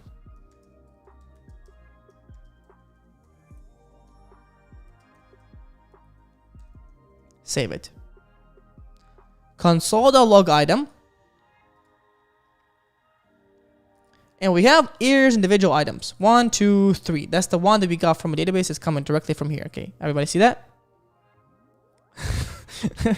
It's okay. So this portion usually is gonna be a little more confusing, guys. Okay, so as long as you cut up some Sam, that's good. Okay, just kind of loop, just kind of dig with me. Okay, here. A few things are gonna happen here.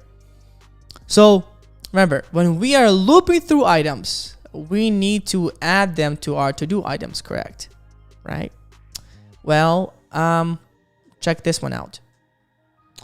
How do I do this? Make it simpler for you.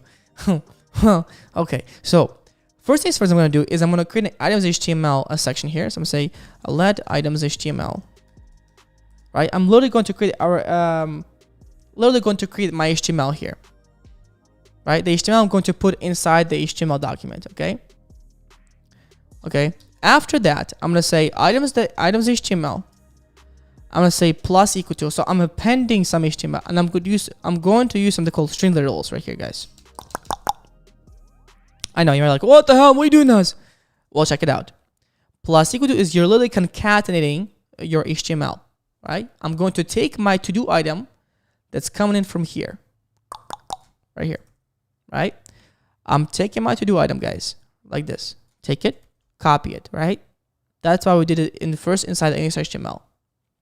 I go back to script tag, and inside string literals, which by the way, if you do not know what string literals are, it's this little key tag on the left keyboard right here. Let's get all the way on the left hand side. But this will allow us to use variables. You'll see what I mean exactly. Paste the whole HTML in. That's right. Now it's a SaaS product. That's correct. Yes. Right? Paste the whole HTML in. Boom. Okay. I turn off the music for support here. Wait.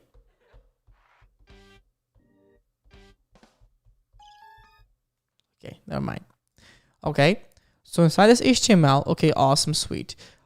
Well, the really cool thing we can do with this one is, like I said, because we are using string literals, I can actually change this up, guys. I can actually change this up to be like this. I can actually change it up to be look at this. I'm using variables now. Item.text. You see what I mean? So depending on what the item is, remember, when I go back to here and I select element on this one, right? This is the item, this whole thing. We get the text portion from it using item.text, and we simply replace it inside this HTML document. This HTML little tidbit. And I'm going through every single element. I'm going through every single element and I'm pushing it into the items HTML, right? So then here's the cool part. Then I can do the following. Then I can say like this. I can say here. I can say, after I loop through everything here. Okay.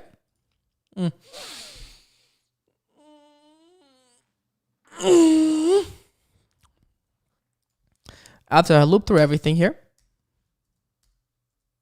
okay, I'm gonna say, let me see here. I'm gonna go to the parent one, the to-do items here. Yeah, to-do items, that's right. To-do items, that's correct. I'm gonna go to the parent one, okay? And then I will say here the following. I will say document.query selector. Query selector, okay, ready? I'm gonna say to-do items. Right? I'm using the class. I'm going to say dot inner HTML. HTML is equal to the items HTML that I created.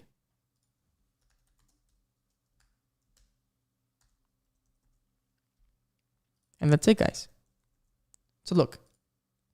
And what do we have now? Go to the gym, go to the market, cut the line. Right there. Look, guys. Look, I called the function generate items. I'm passing in the list from the database. I'm creating the HTML on the fly.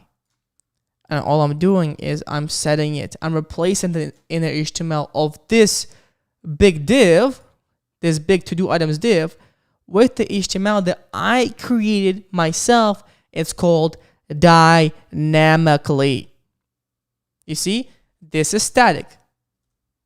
If I use JavaScript, I'm doing it dynamically. But of course, guys, we're not done. We're not done. Okay? Because the reason being actually is, well, a few things actually. I have to be able to click on this and have this actually make this a completed item. Lucas, I'll spend the next 8 hours. That's good. That's good. Right? I have to be able to click on this right here. Oops, sorry. My bad. I should be able to click on this items HTML right here, or on this check mark to be able to mark it completed, okay? Well, to click on it, one, we have to create an event lister. So when I click on this, I have to call some kind of a function, correct? Yes or no? I have to call something. Something needs to be done when I click on it, right? So when I click, something needs to be done. Well, how can I do that? Well, check this out. I'm going to create a function called function. I'm going to say function create event listeners. That's right. And so what I'm going to do is the following. I'm going to say let all to do items is, let me see, let all to do, not item, but to do, let's say check marks for now. Check marks is equal to document the query selector.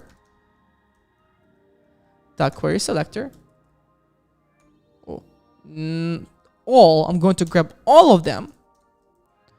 All of the check marks that are within to do a to do item. So for example, if I go to my HTML, you can see I have a to do item. I'm going to grab every check mark. So I'm going to say dot to do item. Just follow along, guys. So dot to do item dot check dash mark. So what I'm doing is the following, okay? So let's see here. I'm going to show you guys. You see? So what am I doing here? Well, I'm grabbing literally every single check mark that's in here. And let me show you how that's being done. If I console log it here. Console.log. Okay. To do check marks. Save. And I call this create event listeners. After I create this HTML, I say create event listeners now. Right? I'm calling this function in here. Okay. So let me inspect them on this one. And look, see, I'm getting all the check marks. 1, 2, 3. So number one, I'm literally grabbing all the elements. I'm picking out all the little presents. And then now I'm going to create for every single one of them. I'm going to create an event listener. So check this out. To do check marks. Dot. For each. So I'm looping through every single one of them.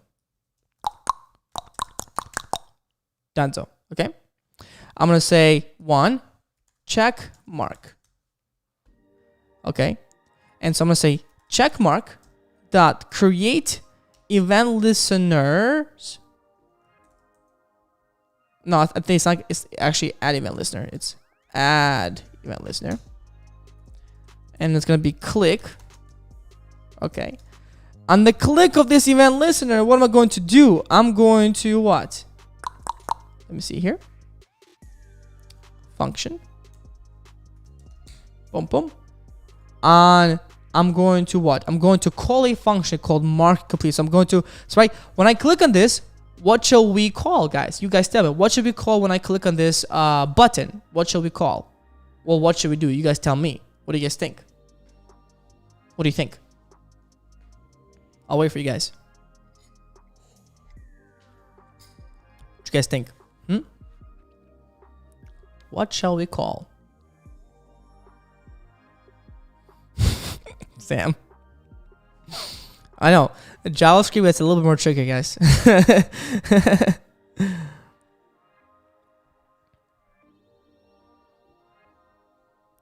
That's right, mark completed, right? So after I click on this check mark, I'm going to call a function to do something, right? To like mark this completed. So number one, let's create a function called mark completed, right? And inside that, right, we'll say, hey, console.log mark completed. Ow.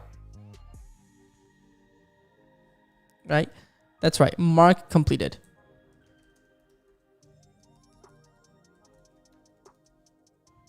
Okay, let me try that.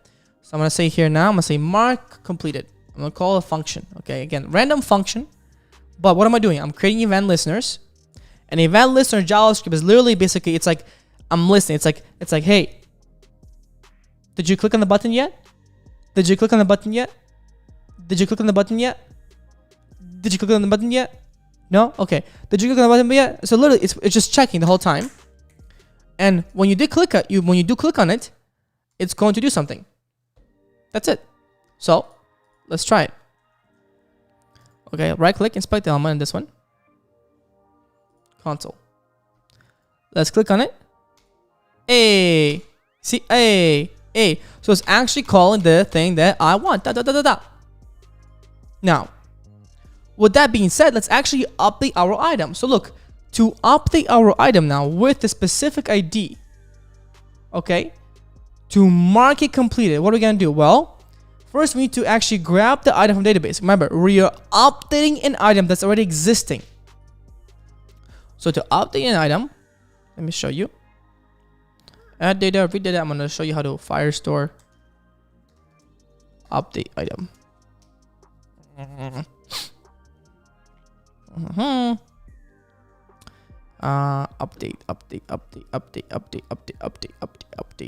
Update. Let me see. Update.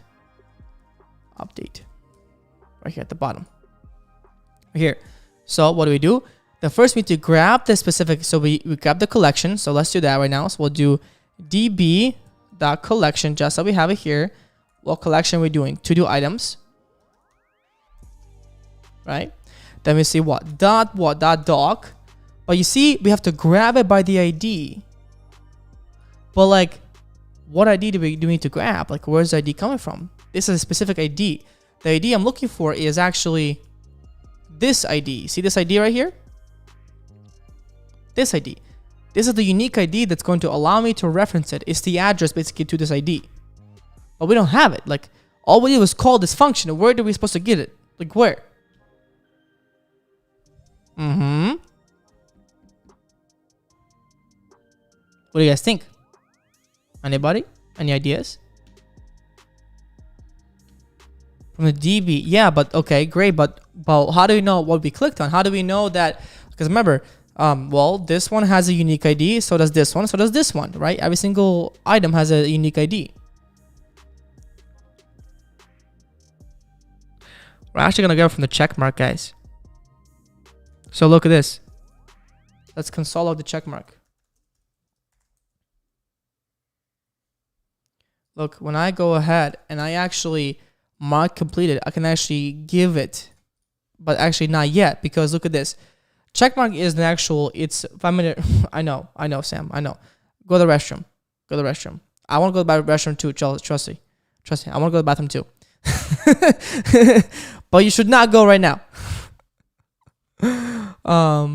Okay. So what we want to do with this one is actually kind of like this, okay? I'm going to go ahead and well, let me see. I'll click on it. Mark it completed. I'm going to use something inside my HTML. You'll see what I mean here.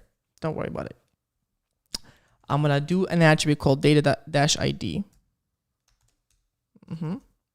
Dash ID is equal to a string. And I'm going to give it the ID that comes from my item, guys, from a database. I'm going to say item. Item.id. So I'm going to pass into every single check mark the ID of the actual item. So check it out now. So here's how this is going to work. If you look if you look at here, inspect the element on this one, you can see it's pretty simple now, right? So every single, look at this. If I look at my check mark, you see we have a unique ID. So every single item has a unique ID that we get from database, right? Now, how do we grab that when we actually create an event listener? Well, what we can do is the following. So here, get data set ID from element. Right here. Few ways. All you gotta do is, if you do it properly, I'll show you here. It's something called data set. No. Right here. So it's called .dataset. So you see how they're using an ID here, or the data-info. So I'm gonna say the following. I'm gonna say here. I'm gonna pass in here check mark. Right here. That's the element. .dataset. Set.id. That's right. I know this is crazy, huh? Crazy stuff. That's okay. Okay.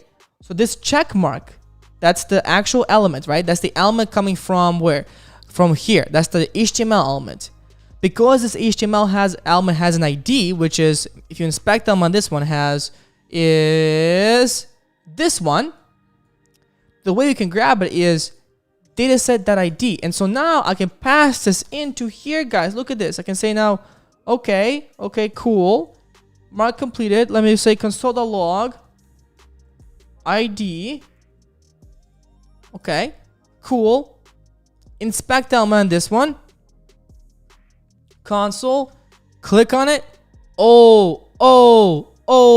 You see, if I keep clicking on this one, look at this. Inspect element, guys. Look at this, guys.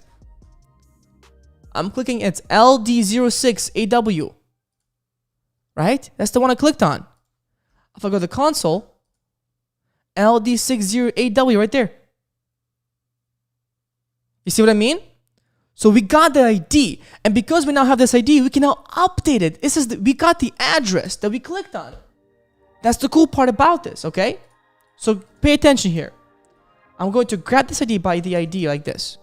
All right? And then I'm going to do the following. I'm going to say, okay, well, I'm going to grab it first because I want to check if it exists. I'm going to update it, okay? So look at this. I'm going to say, blah, blah, blah, blah, blah. I'm going to actually save this into a variable. So let item is equal to db the collection. I'm going to grab this item from a database. This is, again, coming from a database. Okay? It's just coming from a database. Okay. After that, this took me in Bubble.io a few minutes, but this is much more fun. Bubble.io, yeah, this is a lot different than what you'll get with these automatic creation stuff. So look, okay, great. Then I'm going to grab it, item.get. I'm going to grab that specific item. That's just how we're supposed to do it with the database. And then when I grab it, I'm going to use something called .then. Inside this .then, I'm going to do function. What did you do part? Are you talking about this one? This one? You see, I put the data ID inside here, guys. If you're wondering, right here. I'm going to call it a function. Function. And then inside this function, okay, I've got myself this document that we're getting from the database. I'm gonna say document and say here inside this document. I'm gonna say what? I want to say if this document exists in the database. Again, this is something we can do in Firebase. If it exists in the database, here's what we'll do. I'm going to what? Well, let's console.log the status of this document. I'm gonna say just document.data.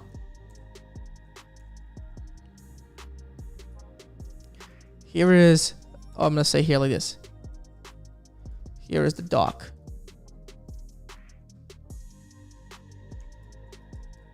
Boom. Okay, Dunzo. Here's the doc. Okay, cool. Let's see how this works out now. I'm really curious now how this works out. Let me see here. I'm gonna right click inspect element on this one. Console, click on it. Oh, this is coming directly from a database, guys. Directly from a database. Look at this. Right? So look, I'm going to grab it now here. Now, if document exists, I'm going to add another if statement. I'm going to check the actual status. So remember, if we click on this, if the status currently is active, we're going to make it into completed. But if I click on it again, then I'm going to say completed to active. So for example, I'm going to say the following. I'm going to say if, actually I'm going to save it to status. So I'm going to say let status, watch this,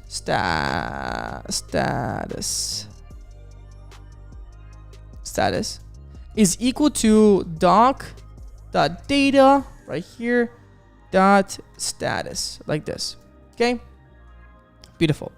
I'm gonna say here if the status is equal to active, right, then we update it to be completed. Then we say item right here, the update, right, that's the Firebase function.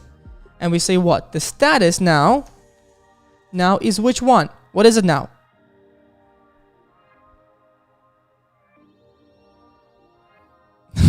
Sam is like, it is so much easier to make a to-do list on a piece of paper with marker. Just That's so true. But where would the fun in that be, huh? Right? Now we call it completed status. That's right. Otherwise, else if the status is equal to what? Completed. And we click on it. Then what do we change? What do we update to now? Item the update. The update to what? Status of what? What status does it become? Active. You see that, guys? Right there, active.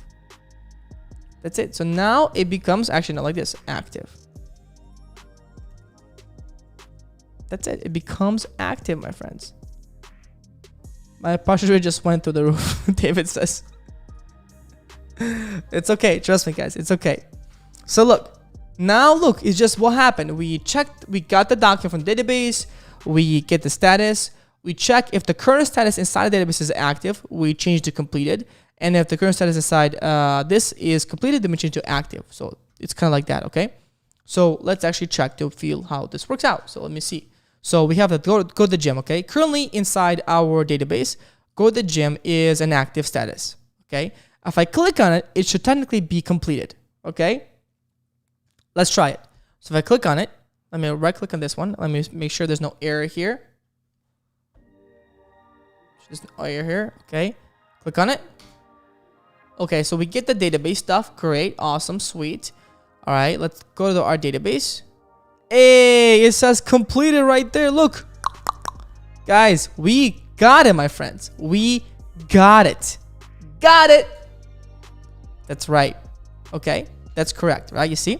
Now, what can we do to make sure that when I click on it, right, when it's completed, it's actually is completed, and you know it has the check mark right away? Well, again, this is gonna come from when we render the actual thing. So when we render, okay, when we render something, I'm going to say the following.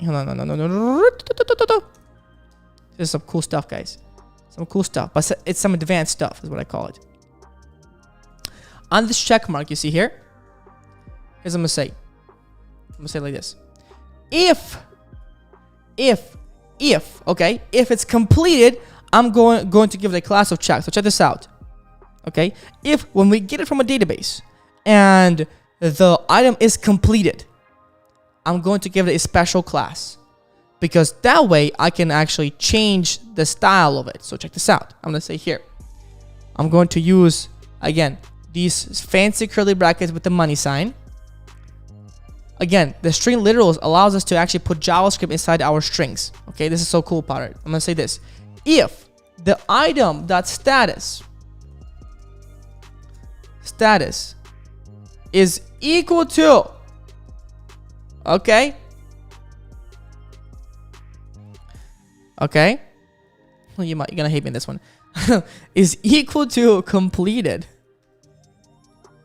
I'm gonna use this operator, and well, checked. So hold on. If it's equal to completed, then what I'm going to do, if that's true, I'm gonna output checked. Otherwise, I'm going to output nothing. So this is an if-else statement. It's a shortcut for an if and else statement. So check this out. Basically, if the status of this item that we are outputting is completed, if that is true, I'm going to mark it as checked. I'm going to add a class called checked. Otherwise, I'm going to add no class, which is an empty string. That's it. That's all I'm doing here, right? So let's see what we got here.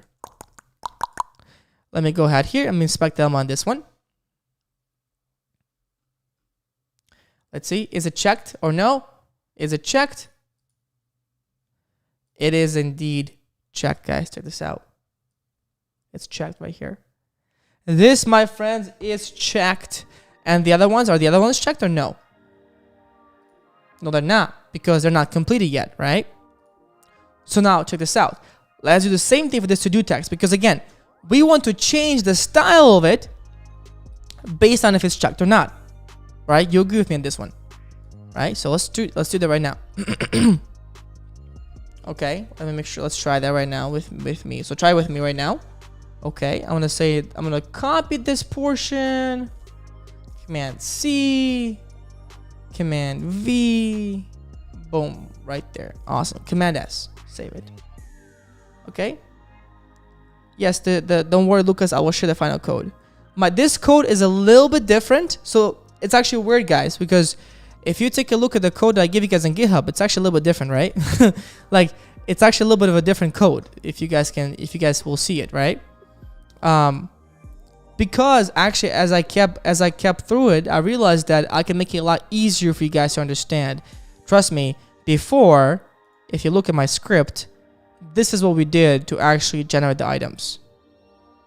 And tell me this will not confuse the fuck out of you. Compared to this. Right? Am I right or am I wrong on this one? Let me know in the chat. I'm curious. What do you guys think? If I'm confused now, imagine what would happen if I give you this one. That's right. Okay. That's right. All right, so that's why I didn't go that far. So that's why, you know, as a developer, you have to be very quick on your feet sometimes. And so I'm really happy that, you know, it's like that I realized that this can be actually a better option for you guys. So look, save it. You're just confused. Okay, look, so let's see here, guys. Here's our checked item. That's right. So here, you see, this one is checked because it has a check because it's completed. And the same goes for this to-do text. Now, we can use CSS to actually change it based on if it's checked or not. So let me go ahead and do this here. Okay. So everybody right now, go to Stylesheet CSS, right? So a few things I want you guys to do. Okay.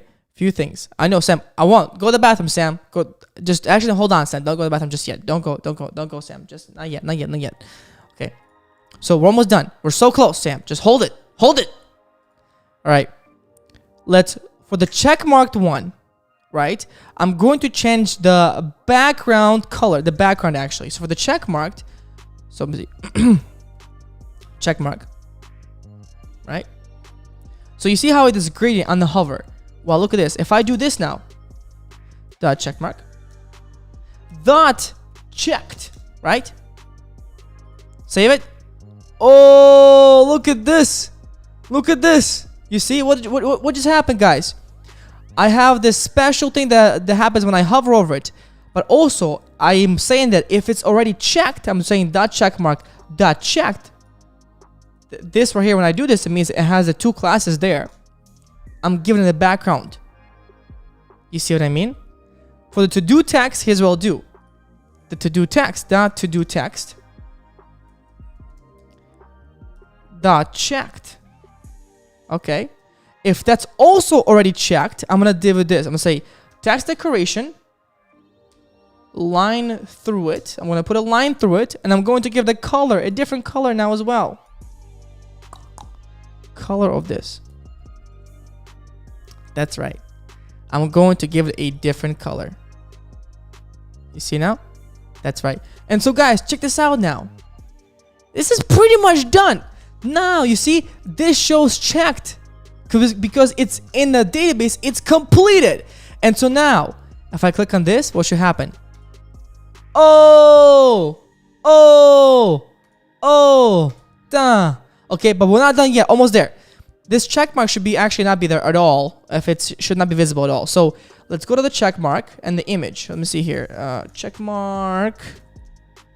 I know you guys hate me right now, probably. I know you hate me. You hate me right now, Sam. I know. It's okay. Okay. Dot check mark. Image. Right now, I'm gonna say it's not visible. Visibility hidden. Why? I don't want to show it just yet. I only want to show the check mark when I hover over it or when it's checked. So I'm going to say here. I'm going to do the same thing here. I'm going to copy this on the hover of the check mark, but this time I'm going to target the image. I'm going to say visibility is actually what? Wait, hold on. Is actually visible. Let me see here.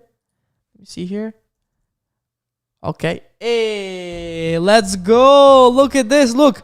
You see? Basically, I said, hey, when I hover over on the image, right? So I want the checker to be visible. That's part 1. Great. That's exactly what I want. And the next part is, if it's already checked, I also want to make sure that this is invisible. So now if I do like this, boom, boom, boom, boom, boom. Now check this out, guys. If I add a new item, okay, watch a I know the to-do list for you guys. Rewatch this video. Rewatch the video. Hit enter. Boom. It just appeared where? Here.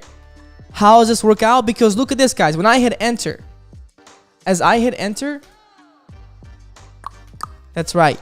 As I hit enter, okay, basically it's gonna save it to a database. Let me show you here, guys. Okay, watch this. Watch this. Watch it. Watch it. Watch it. Watch it. Here's our database. Let me show you. Whoop, whoop, whoop. My database is here. That's horrible. Hold on. My database is somewhere here. That's my Firebase database, right? This is Firebase. Right? This is my application. Right? I type some text. I say, hey, go to the gym. Go to the gym. Basically, I type it in. I hit enter. Enter. As I hit enter, guys, what's happening is the following. This is saving into the database. Great. But then, I know Sam. But then the database is then telling our application that there's an update. And whenever there's an update, what happens is this on snapshot right here gets fired automatically. You see? This on snapshot gets fired. And because of that, every single time we are generating new items every single time that we add this thing to do. So basically, we generate new items every single time we update the database. That's it. Now Sam, you can go. Now you go to the bathroom, Sam. Now you go to the bathroom. While you're at the bathroom, I'm now actually going to upload this, guys, to Netlify, so you guys can go ahead. You guys go ahead and actually use this, for yourselves. So I'll do that right now. Okay, guys, it's looking amazing. It's looking pretty damn good. I like the way it's looking. Really, really good. All right, so look at this, guys. Oh, so awesome. Okay. At this point, what's gonna happen is the following. Let me see here. Two. I'm going to upload this to Netlify. So everybody go to Netlify. Netlify. Right there. Open this up. Click login. There we go. Right. Open up sites.